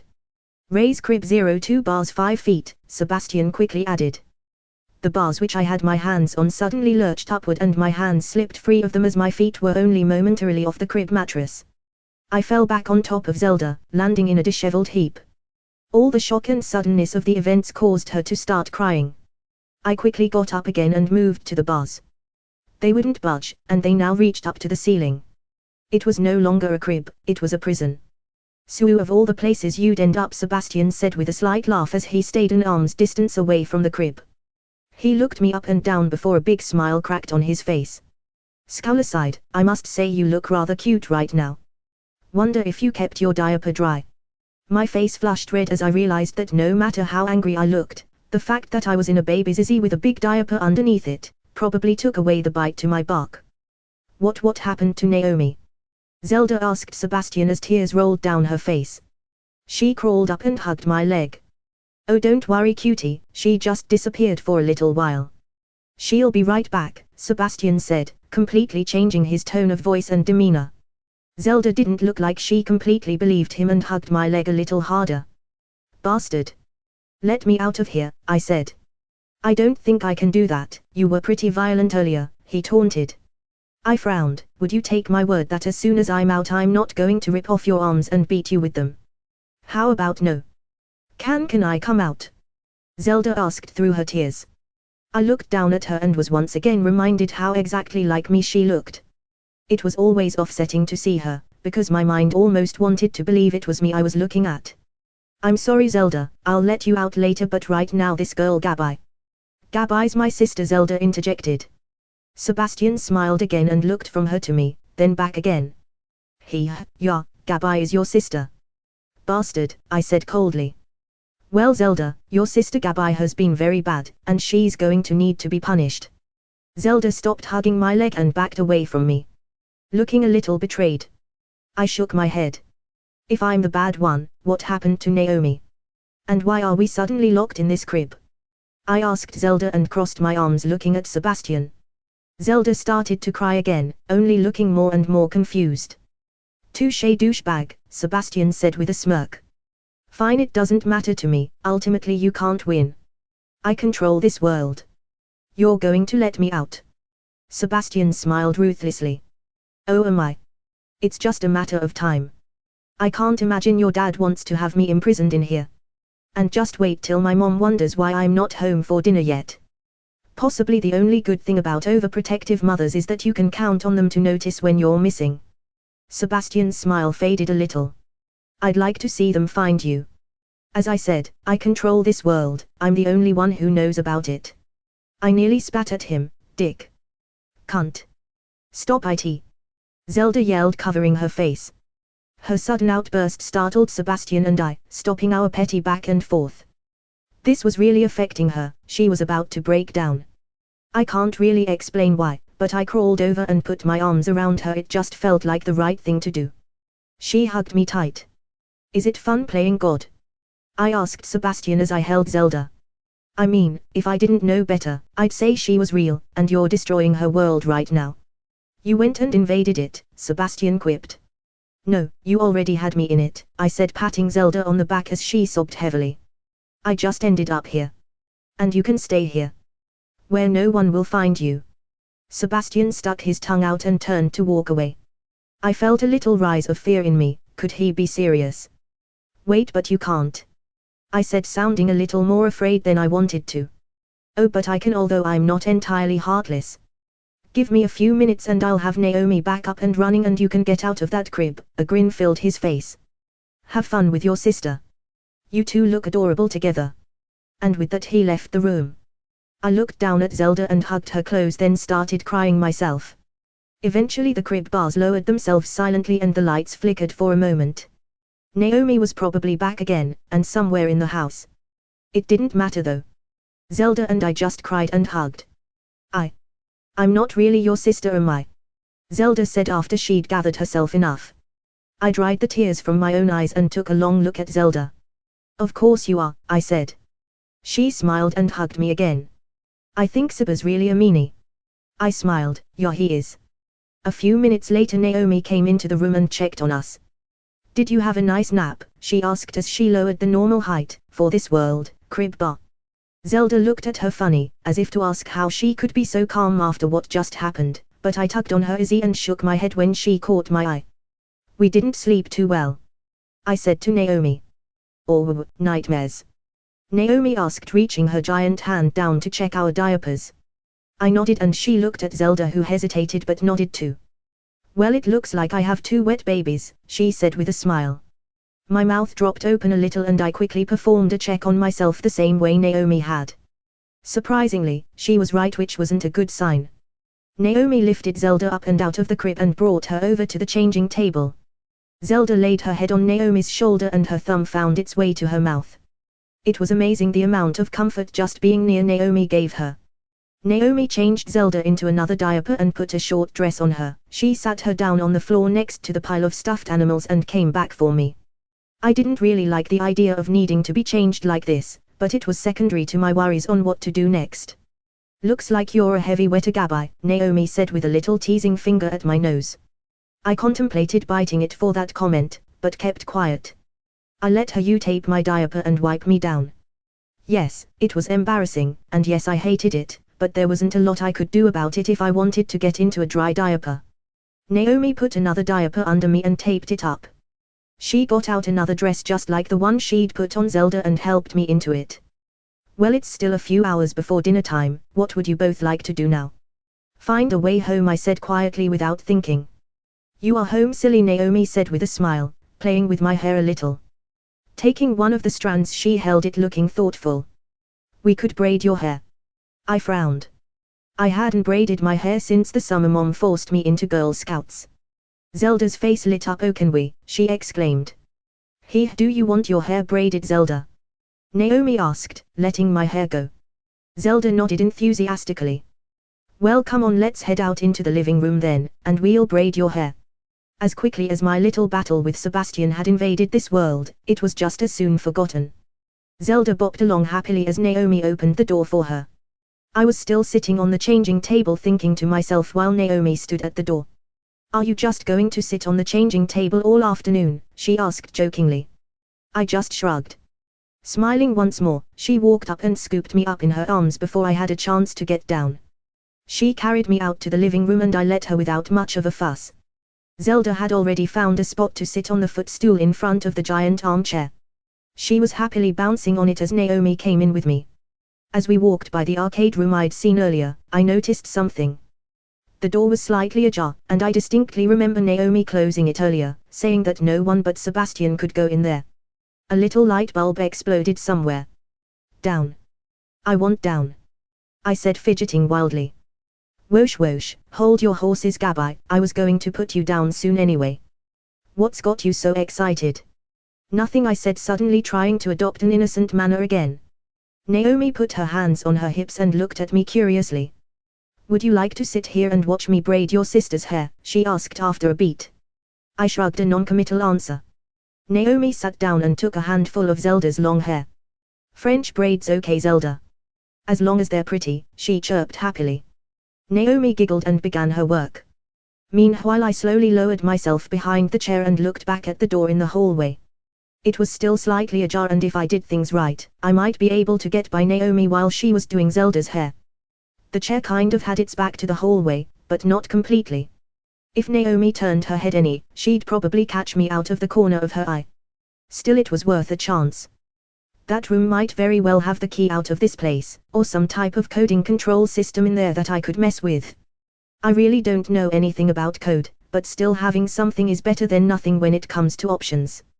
At the very least, there were video games in there. Good video games, and if I was going to be stuck here for a while, I might as well entertain myself with something not so juvenile as my previous exploits. I took a step out from behind the chair, and my diaper crinkled loudly as I did. I immediately stopped moving and looked at the back of the chair for signs of notice. Zelda and Omai seemed occupied. Tentatively, I put my hands down on my diaper and tried to press it a little closer to me, hoping to kill the crinkling noise. It made a little more noise as I did so, but for the most part it stopped. I gathered my will once more and took another step towards the door, this time a lot quieter. I probably looked pretty silly holding my hands to my crotch and rump to silence my movement. Moving about one step every 3 seconds or so, it took me around a minute to get into the hallway and almost to the door. I had just about broken a sweat, I was so nervous, just waiting for Naomi to catch me and then do something awful like spank me the way she had when I'd cursed earlier. I reached the door, and to my everlasting luck, Naomi was still happily braiding Zelda's hair. I could see that Zelda had turned her head a little to help Naomi, and she could see me. My eyes bulged a little. If she said something, I was going to get it. I tried to bring my finger up to make a SHHH face, but before I could, Zelda smiled and winked at me. Maybe she hadn't forgotten as quickly as I'd thought. Either way, I took it as my cue and slowly pushed the door open and snuck into the arcade. The room was set up in a young boy's fashion. There was a race car bed in one corner, a basketball shooting game in another. I could see a soda machine and a ping pong table, and then a line of gloriously new and awesome video games. He even had the most recent DDR. My heart skipped a beat for dorky delight, but I quickly shook my head and remembered the business at hand. I needed to find some type of control system. I walked in and looked around. There really wasn't much besides the things I'd mentioned in the room. I looked for the obvious at first. Something like a desktop or laptop, then I looked for the creative, something like a modified statue or wall phone or something, then after still not finding anything, I just checked everything I saw. I even checked the basketballs in that game to see if they didn't open up to a touchpad or something. 15 minutes of searching and I didn't find a thing. The only thing I hadn't checked out was the video games, and only then because I didn't see anything different in them from the real-world video games at any normal arcade. I walked to the side of them and checked the back. Besides the fact that these machines didn't appear to have power cords or be plugged in, which I guess doesn't matter since this is a form of VR, right? I didn't find anything there either. I growled and paced a small circle around the middle of the room. There had to be something in here. On a whim, or maybe out of boredom, I went up to the Dance Revolution machine and stepped onto the pad. The main screen came up and suddenly there it was. Solo dance, head-to-head, Zelda's World options. My mouth hung open a little. Wow. I mean, just wow, how weird can you get? I tapped my foot on the down arrow twice to get to the option thing. It came up and a long list of things started to scroll by. Okay, where's the keyboard? I asked, looking around. There was a lot of stuff scrolling by and having only the dance pad wasn't going to help much. I tried my luck just tapping randomly on the pad a few times. The screen options were somewhere in the D's and E's. Door 4.5, door 4.6, draperies 1, it was like an inventory or something.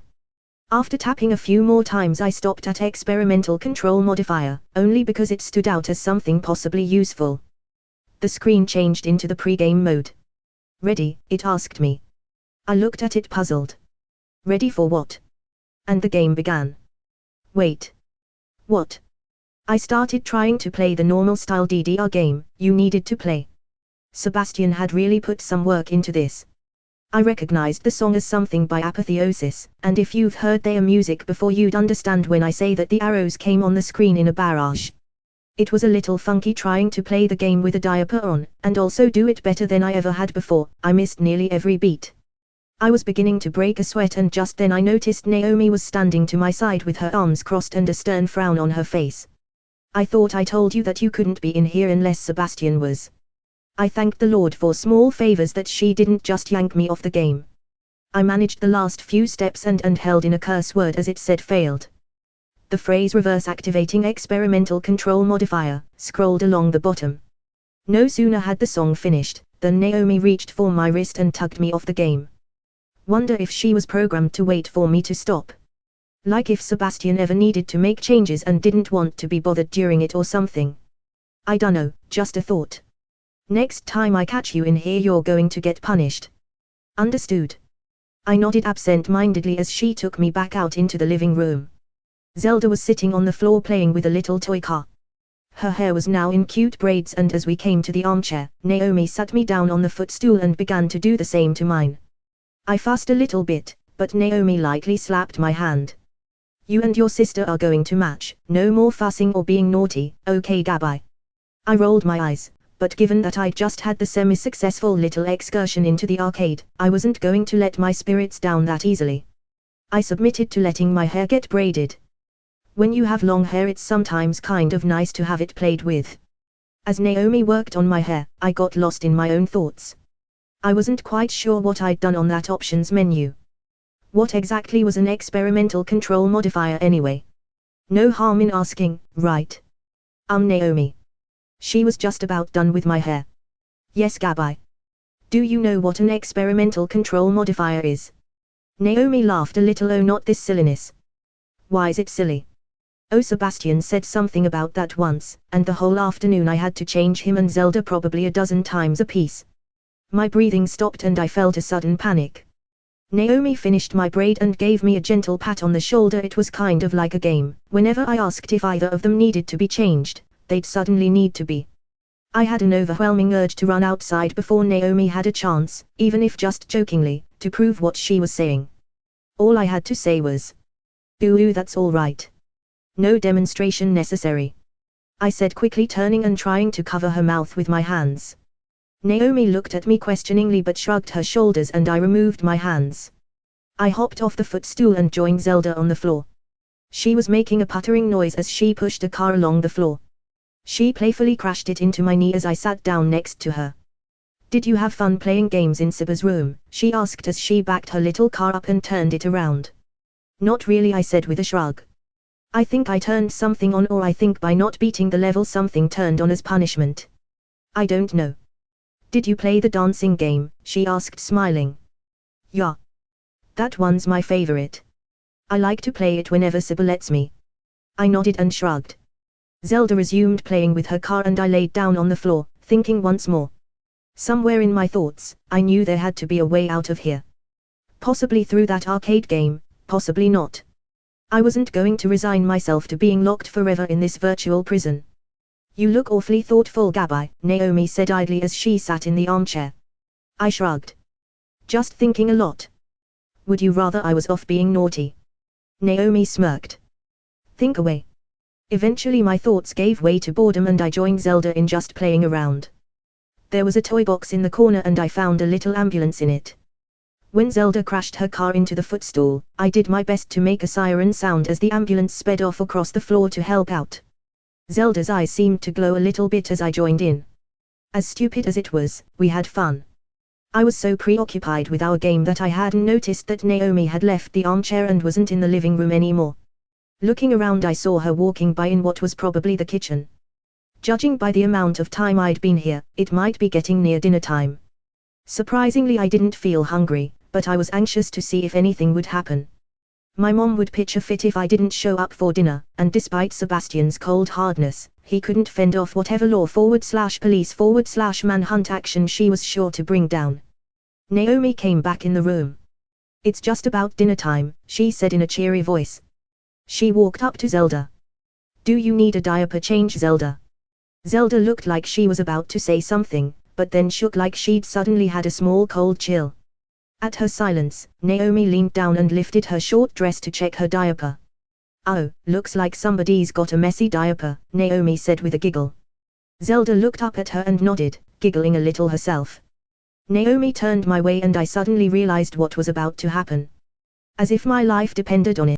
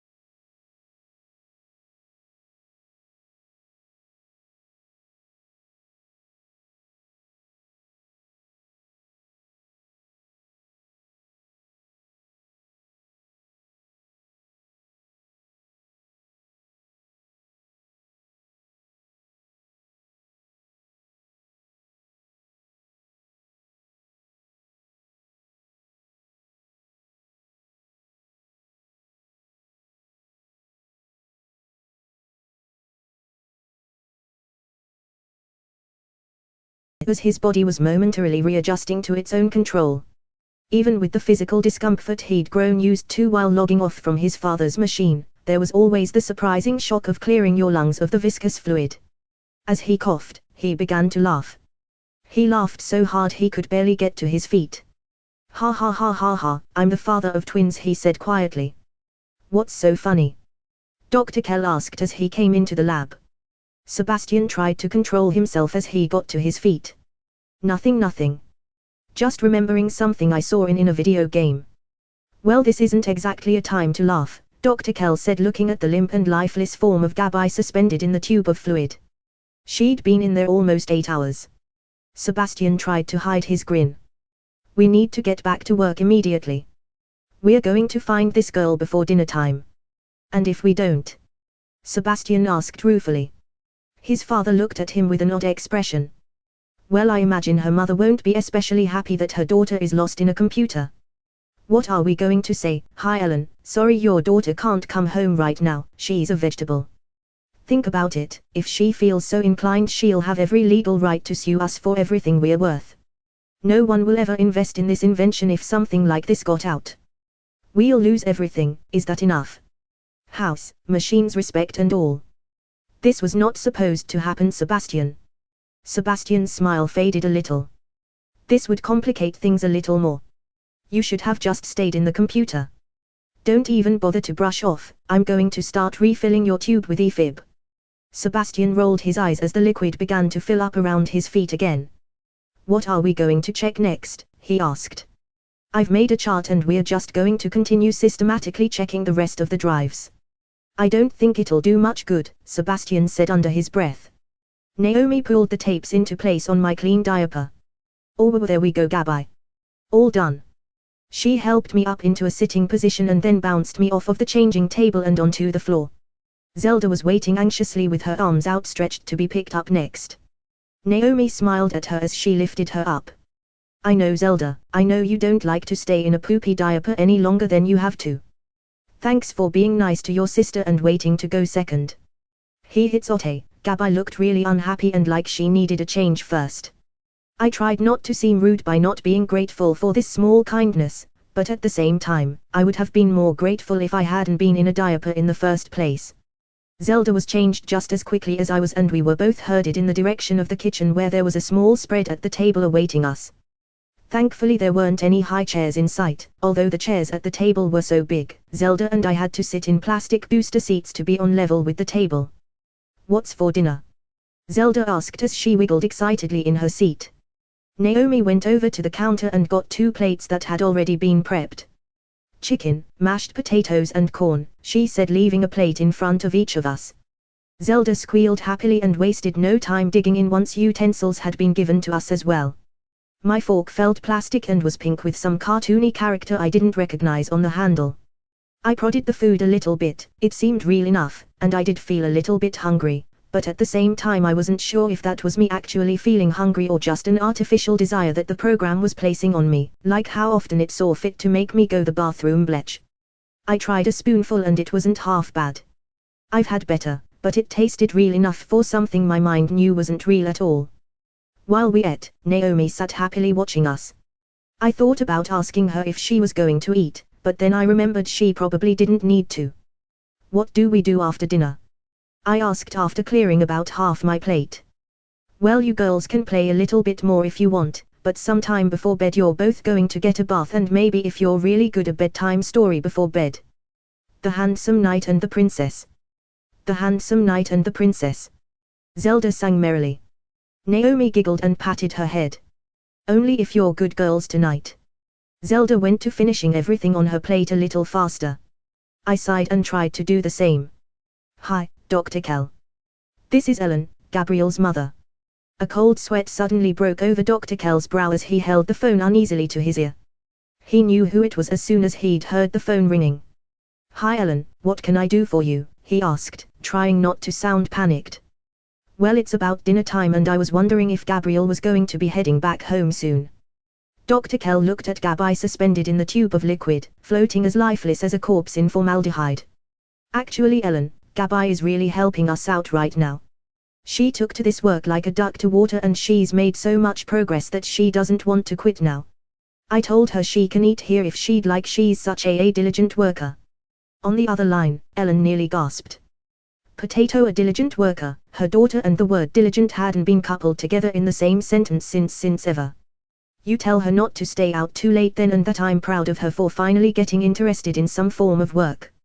Oh, I will, Dr. Kell said, relieved. He hung up the phone and wiped the sweat from his brow. He'd bought some time, another 3 or 4 hours maybe. Running to a messy desk, Dr. Kell got back to what he'd been looking over before the phone rang. He rubbed at the stubble on his chin. He figured he might be onto something, because what he was looking at just didn't make sense.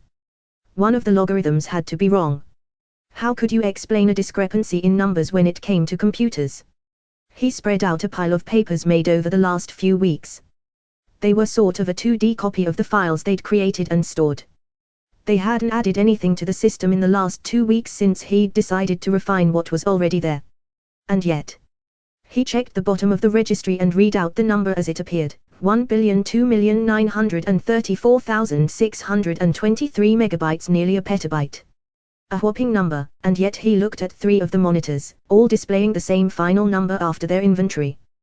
1,004,234,473 megabytes. That was about an additional terabyte of information that wasn't accounted for 2 weeks ago. And then suddenly something popped into Dr. Kell's mind. He remembered when he had first shown Gabby the ship experience and how his son had arrived beside her in a ridiculous muscular body. That body wasn't something Dr. Kell had programmed.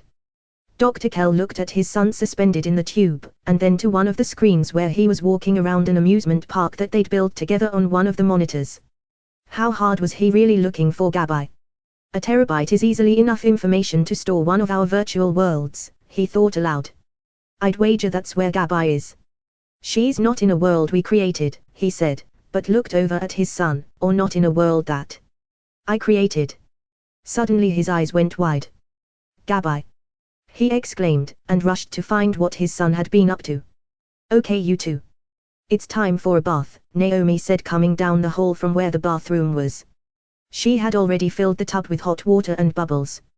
Zelda pouted, she didn't want to stop playing with her dolls. I had only just started to play, or at least play to a level that pleased her. With Zelda you couldn't just dress the doll, you had to give it a personality and talk as though you were the doll. Which I guess I did when I was younger, but felt a little silly doing now. Don't give me that pouty face, I told you before dinner. Bath, story, then bed. That goes for you too, Gabby. I shrugged. I was getting a little bit more of an easygoing attitude with all this.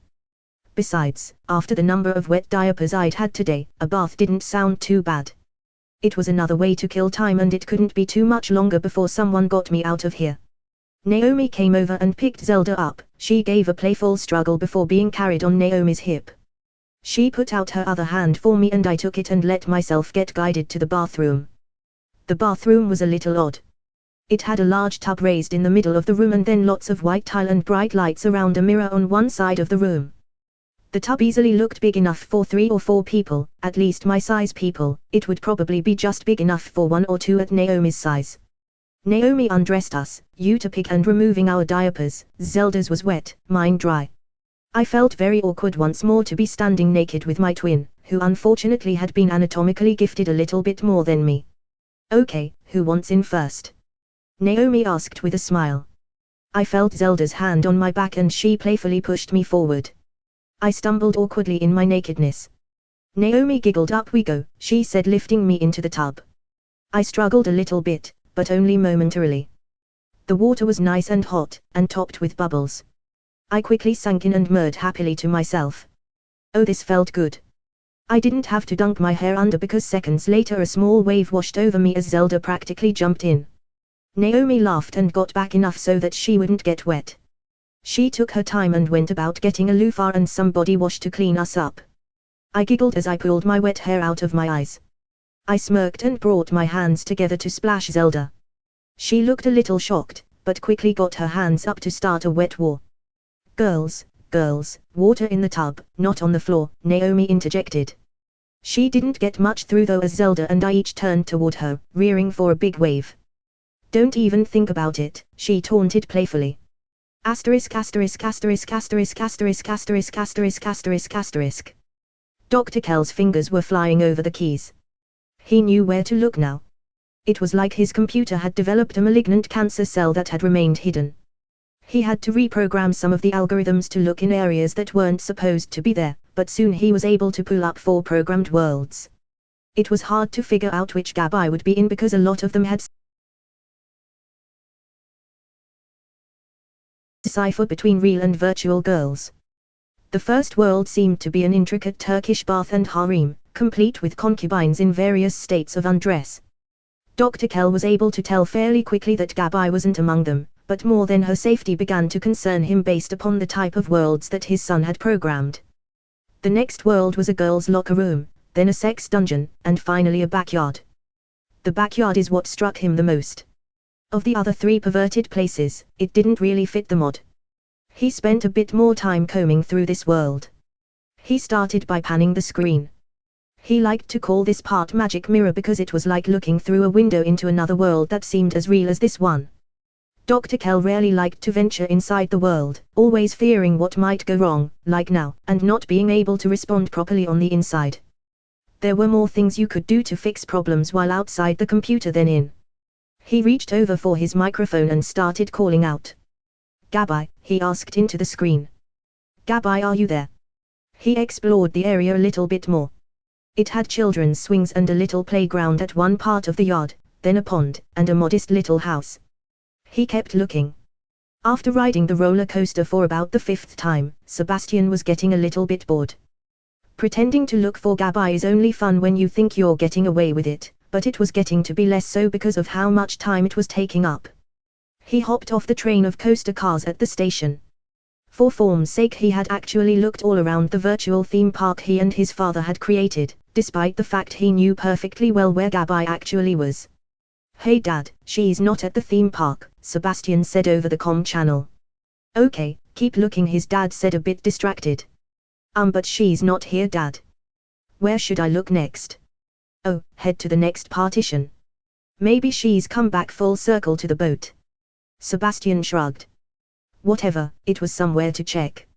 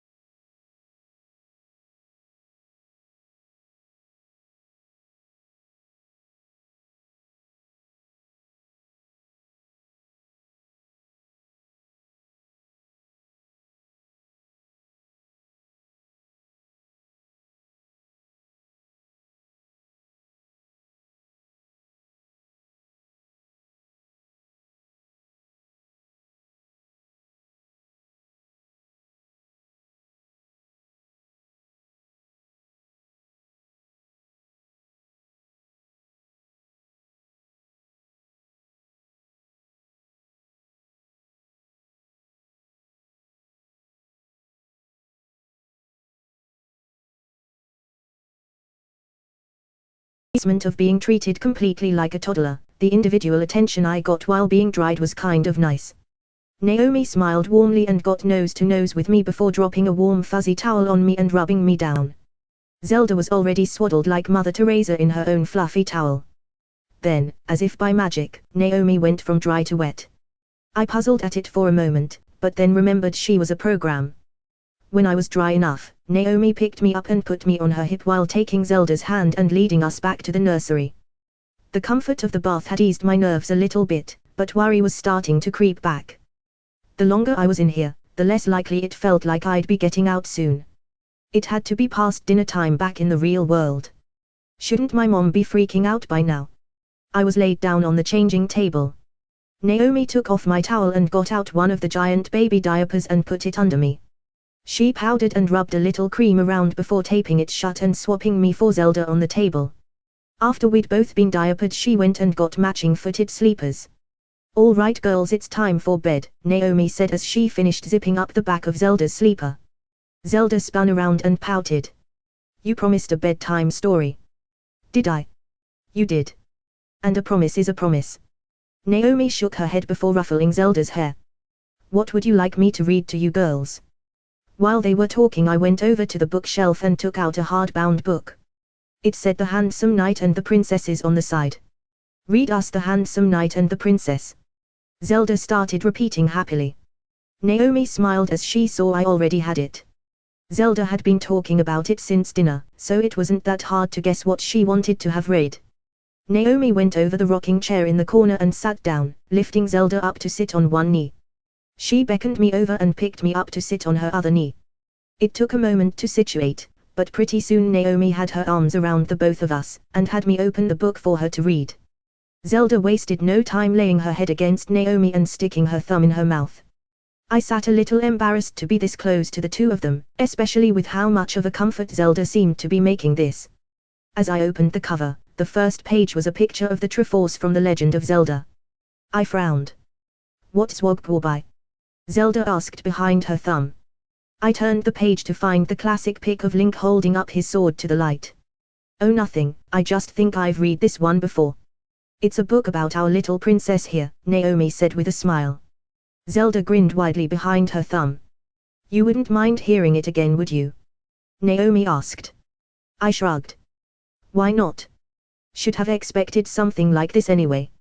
Read on." The story wasn't very inspired. It was the game in print form. We got through the first 10 or 15 pages, before Zelda was out cold.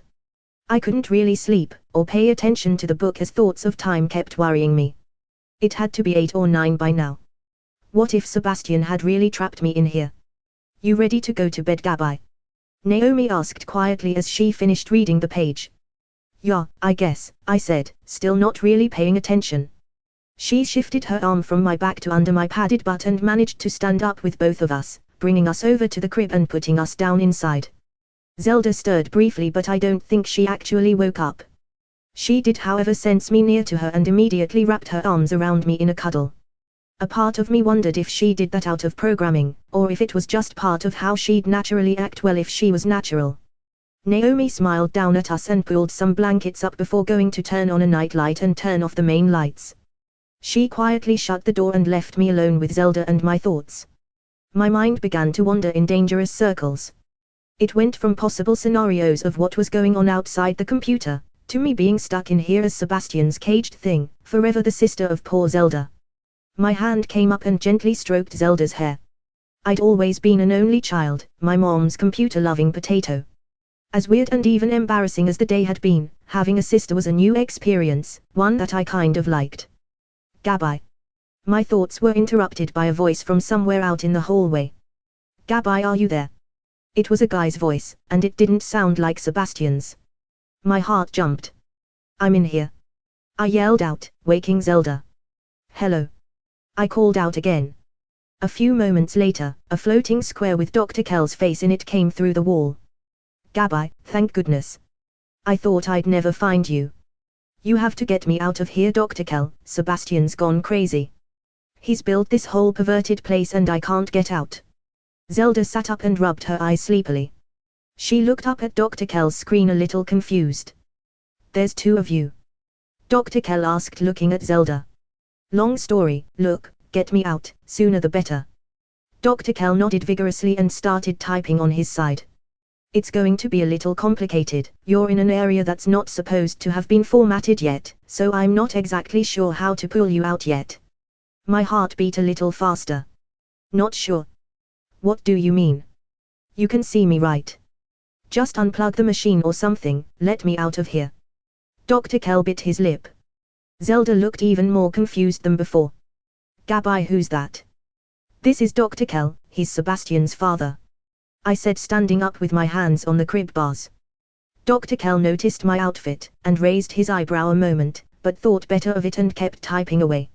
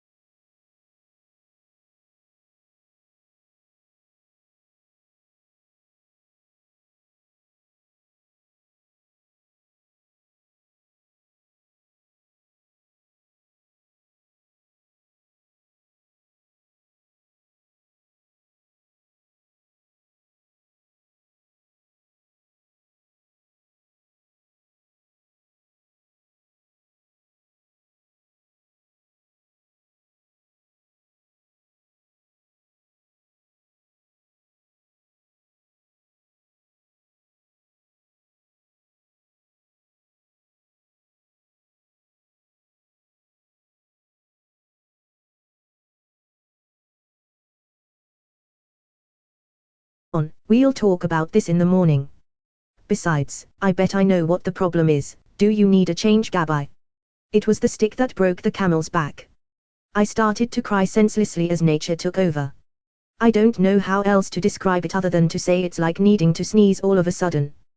The feeling just builds, and there's nothing you can do till it all just comes out as quickly as it came. A shiver ran through me as I helplessly wet and then filled the back of my diaper. My mind caved, all was lost. I wasn't getting out. I was going to be Zelda's helpless twin forever. Naomi reached down and gave my diaper behind a few pats through the sleeper. Well, we have one poopy diaper. How about you, Zelda? Since I'm up, do you need a change too? Zelda at first had been upset because I'd yelled at her, then confused that I'd suddenly start crying so hard at seemingly nothing, and then a shiver ran through her and suddenly she was wet and messy too. She nodded her head. I need a change. Naomi picked me up and held my head to her chest. soothing me like a baby. There Gabi, it's okay. I'll change you and make it all better. I couldn't help it, I just cried and cried. I wanted to scream that I didn't care about being messy, well I did care, but it was secondary to being stuck here. Naomi continued to rub my back as she laid me down on the changing table and began to change my diaper. She followed with Zelda right after. Now you two go to bed, you'll feel better in the morning. I was pretty sure I wouldn't feel better in the morning, I couldn't find the words to say as much. Sunrise would be pretty solid evidence that I wasn't getting out. Naomi left the room and shut the door. Zelda hugged me and this time, she held me to her instead of the other way around. It's okay Gabi. I'll be here for you she said patting my back as Naomi had. We're sisters. It helped a little, but at the same time, I felt a little worse, because suddenly I felt like she was my big sister and I was crying on her shoulder. 5 minutes passed. 10. I'd stopped crying and we'd laid back down. 20 minutes. I was sniffling still, but Zelda was cuddled close. My mind was wandering some more. I'd started to decide that I almost wished I hadn't seen Dr. Kell, because seeing him made me believe that I was going to get out, but I was starting to realize the hard truth that I could be stuck here. Then it struck. The arcade room. I bolted upright in bed, bewildering Zelda once more. Gabi. Arcade. Dance revolution. Now, it may be my chance out. Please, we have to get out and try. Please, Naomi stopped me earlier, I have to try. I don't know if we should. Please, as my sister, help me with this. Zelda was silent for a moment, before she got a determined look on her face and nodded. We'll try. Sebastian couldn't help laughing to himself.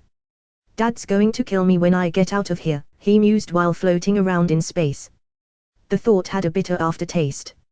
He hadn't really thought this through very well. He'd just locked his dad's station and changed most of his accessibility protocols. Now his dad would likely pace around the lab like a cage lion. He wouldn't pull the plug on him, because it would kill the system and do who knows what to those inside. He effectively had a hostage in Gabi, but at the same time, he couldn't really get out without having to face the music. This was going to be very tricky. The only thing he could think of was to monitor the lab. It was two-way, his dad could look in and he could look out. His dad couldn't stay there forever, there wasn't a bathroom in the lab, or a bed for that matter. Maybe he could sneak out when his dad wasn't there. Or when he'd fallen asleep. But where would that lead?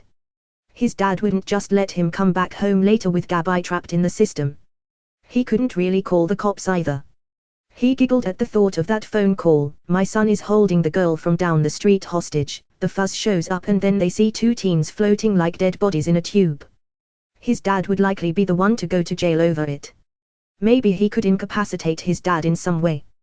But could he really do that to his dad?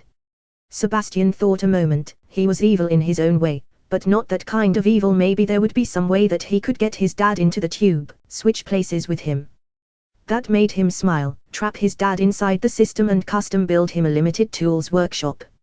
Make him a Geppetto inside the machine. Then he could have his fun with Gabi, and go into business solo. Sebastian smiled, it was the best plan he could think of at the moment. He floated around in the loading area, a black void of space, thinking things over a bit more, playing out possible contingencies in his head. Eventually he turned on one of the dual direction monitors in the lab, and did his best to mask it so his dad couldn't tell he was looking in. He spied on his dad as he frantically went from keyboard to keyboard, trying different access points. Sebastian knew that he was smart enough to know that he was behind it. He'd found Gabi, and probably talked to her, so by now he'd know that the lockout wasn't accidental. Still, Sebastian felt safe for the time being. Time to go check on his prisoner. He smiled and thought himself away. I had played 2 games already before I got frustrated and had to restrain myself from screaming at it. It was just too hard. I was good at DDR, but I wasn't as good as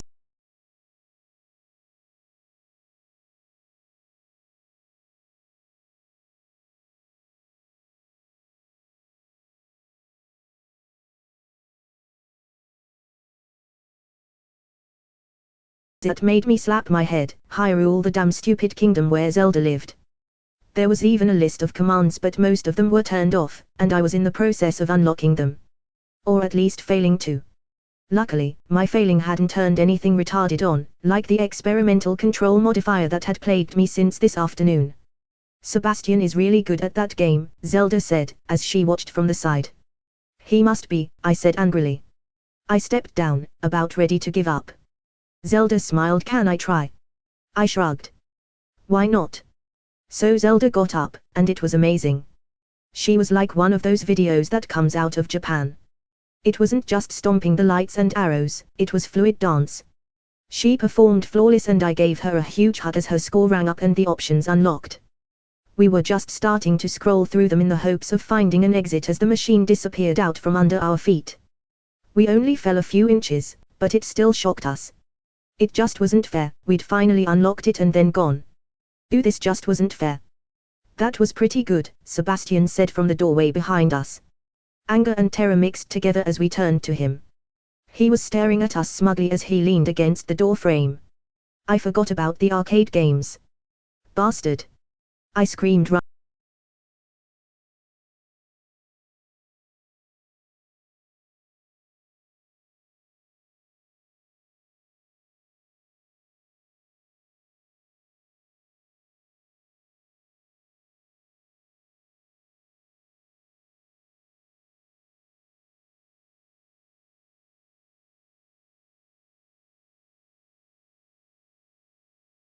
Now.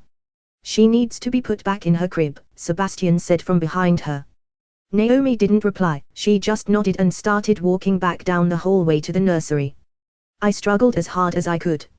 Sybil, leave Gabby alone, Zelda said looking worried as he walked past her, following Naomi.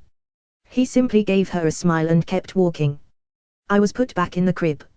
Raise crib 02 bars 5 feet and alpha caretaker -1 shut down, Sebastian said. Naomi disappeared and the crib bars went up another 5 feet taller than they already were, touching the ceiling. I quickly got back up to my feet, grabbing at the bars like a cage. Lower crib 02 bars to 1 inch. I yelled at the crib, trying to play his game. Sebastian laughed, but nothing happened. Let me out, you bastard! I screamed, trying my best to reach him through the bars. So you're starting to believe that you really might be here for a while, aren't you? Sebastian said with a twisted smile. I didn't reply, I just angrily started to shake the bars and throw my shoulder into it. You can be like a slave, or a pet, he rubbed his hands together. Sibba, stop please. Zelda asked, pulling at his shirt from behind him. I don't like this. What are you doing to Gabby? Sebastian smiled at Zelda. Don't you worry your pretty little head, I'm just going to make sure she stays here with you forever. Zelda wasn't sure if she should be happy or sad. She looked to me. I was still doing my best to break out. He's evil, Zelda. Don't listen to him. Zelda looked like she might cry and brought her arms up to hug herself. She didn't like screaming, or Sibba being mean. She ran from the room crying. Sebastian shrugged and turned back to me. Poor girl doesn't do well with yelling. Oh well, I expect you'll take care of her. You're going to let me out. You can't keep me trapped in here, I ordered. A part of my head knew that these orders weren't going to get me anywhere, but I might as well try. Didn't we go over this earlier? I control this world and from now on, consider yourself a permanent resident. I'm sure you'll get used to the diapers, if you aren't already. He leaned a little to his left and looked me up and down. Might I say that you make one beautiful diaper girl? I flipped him a nice big bird. With a bit of a rotten attitude, but I've heard solitude and imprisonment can soften that up. So you have fun here, I'll be back someday to get you. Someday. Your dad will never allow this. Sebastian smiled. That's going to be a little tricky, I'll admit, but I've got a plan in the works. Don't worry, in a few days I'll get in touch with you somehow and you won't have to worry about my dad anymore. I was about to scream and curse to the fullest extent of the Devil's Dictionary, but suddenly the lights flickered and Sebastian's face screwed up. Bitch, he yelled before turning to run out the door. I was confused, but suddenly my crib disappeared and I fell to the floor with a thud. I didn't have to think, I immediately scrambled to my feet and went running out the door after him. He took a turn into the arcade and I made it in to see him practically tackle Zelda away from a stand-up machine of Soul Calibur 3. Zelda looked at me and was about to say something but Sebastian clapped his hand over her mouth. Delete program entity Alpha Zelda, and wipe drive sector. Zelda's eyes went wide, as she looked up at me, before she disappeared. You turned her against me. My own freaking creation. Farewell and attach CK off to her. Deletion was too good. It felt like a deep cut. Zelda. She'd just been. My breath was coming in gasps. He couldn't have, not just like that. Not like crumpling up and throwing away a piece of paper. It was too jagged a pill to swallow, my knees felt weak. She was gone. Effectively cut away from the living media which she'd been. Murderer. You killed her. Sebastian laughed. I can't kill someone who wasn't real. She was real. She could think, she could hug, she could cry, and she'll never do those things again. You killed her.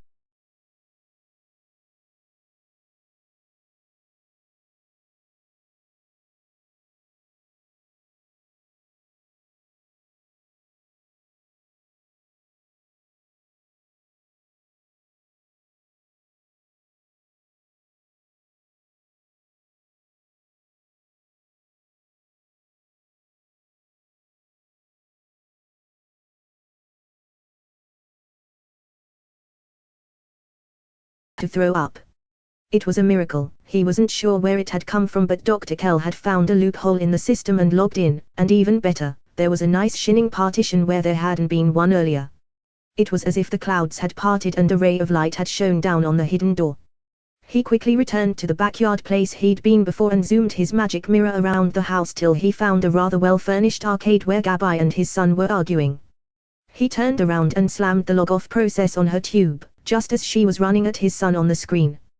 Dr. Kell was so preoccupied with making sure the process went smoothly that he missed the straight punch that would have likely knocked Sebastian's front teeth in. Gabby's figure suddenly became reanimated.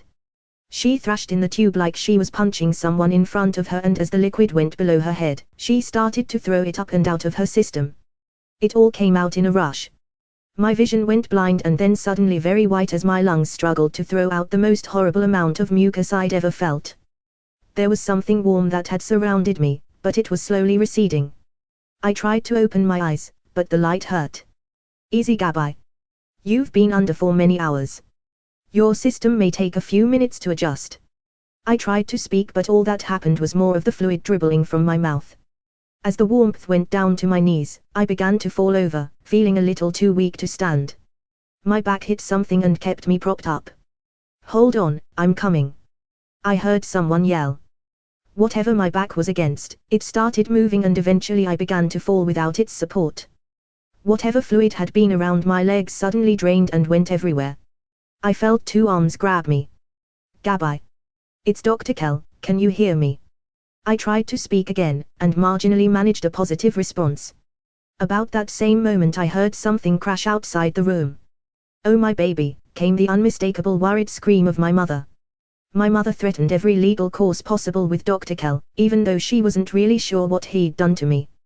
From her stand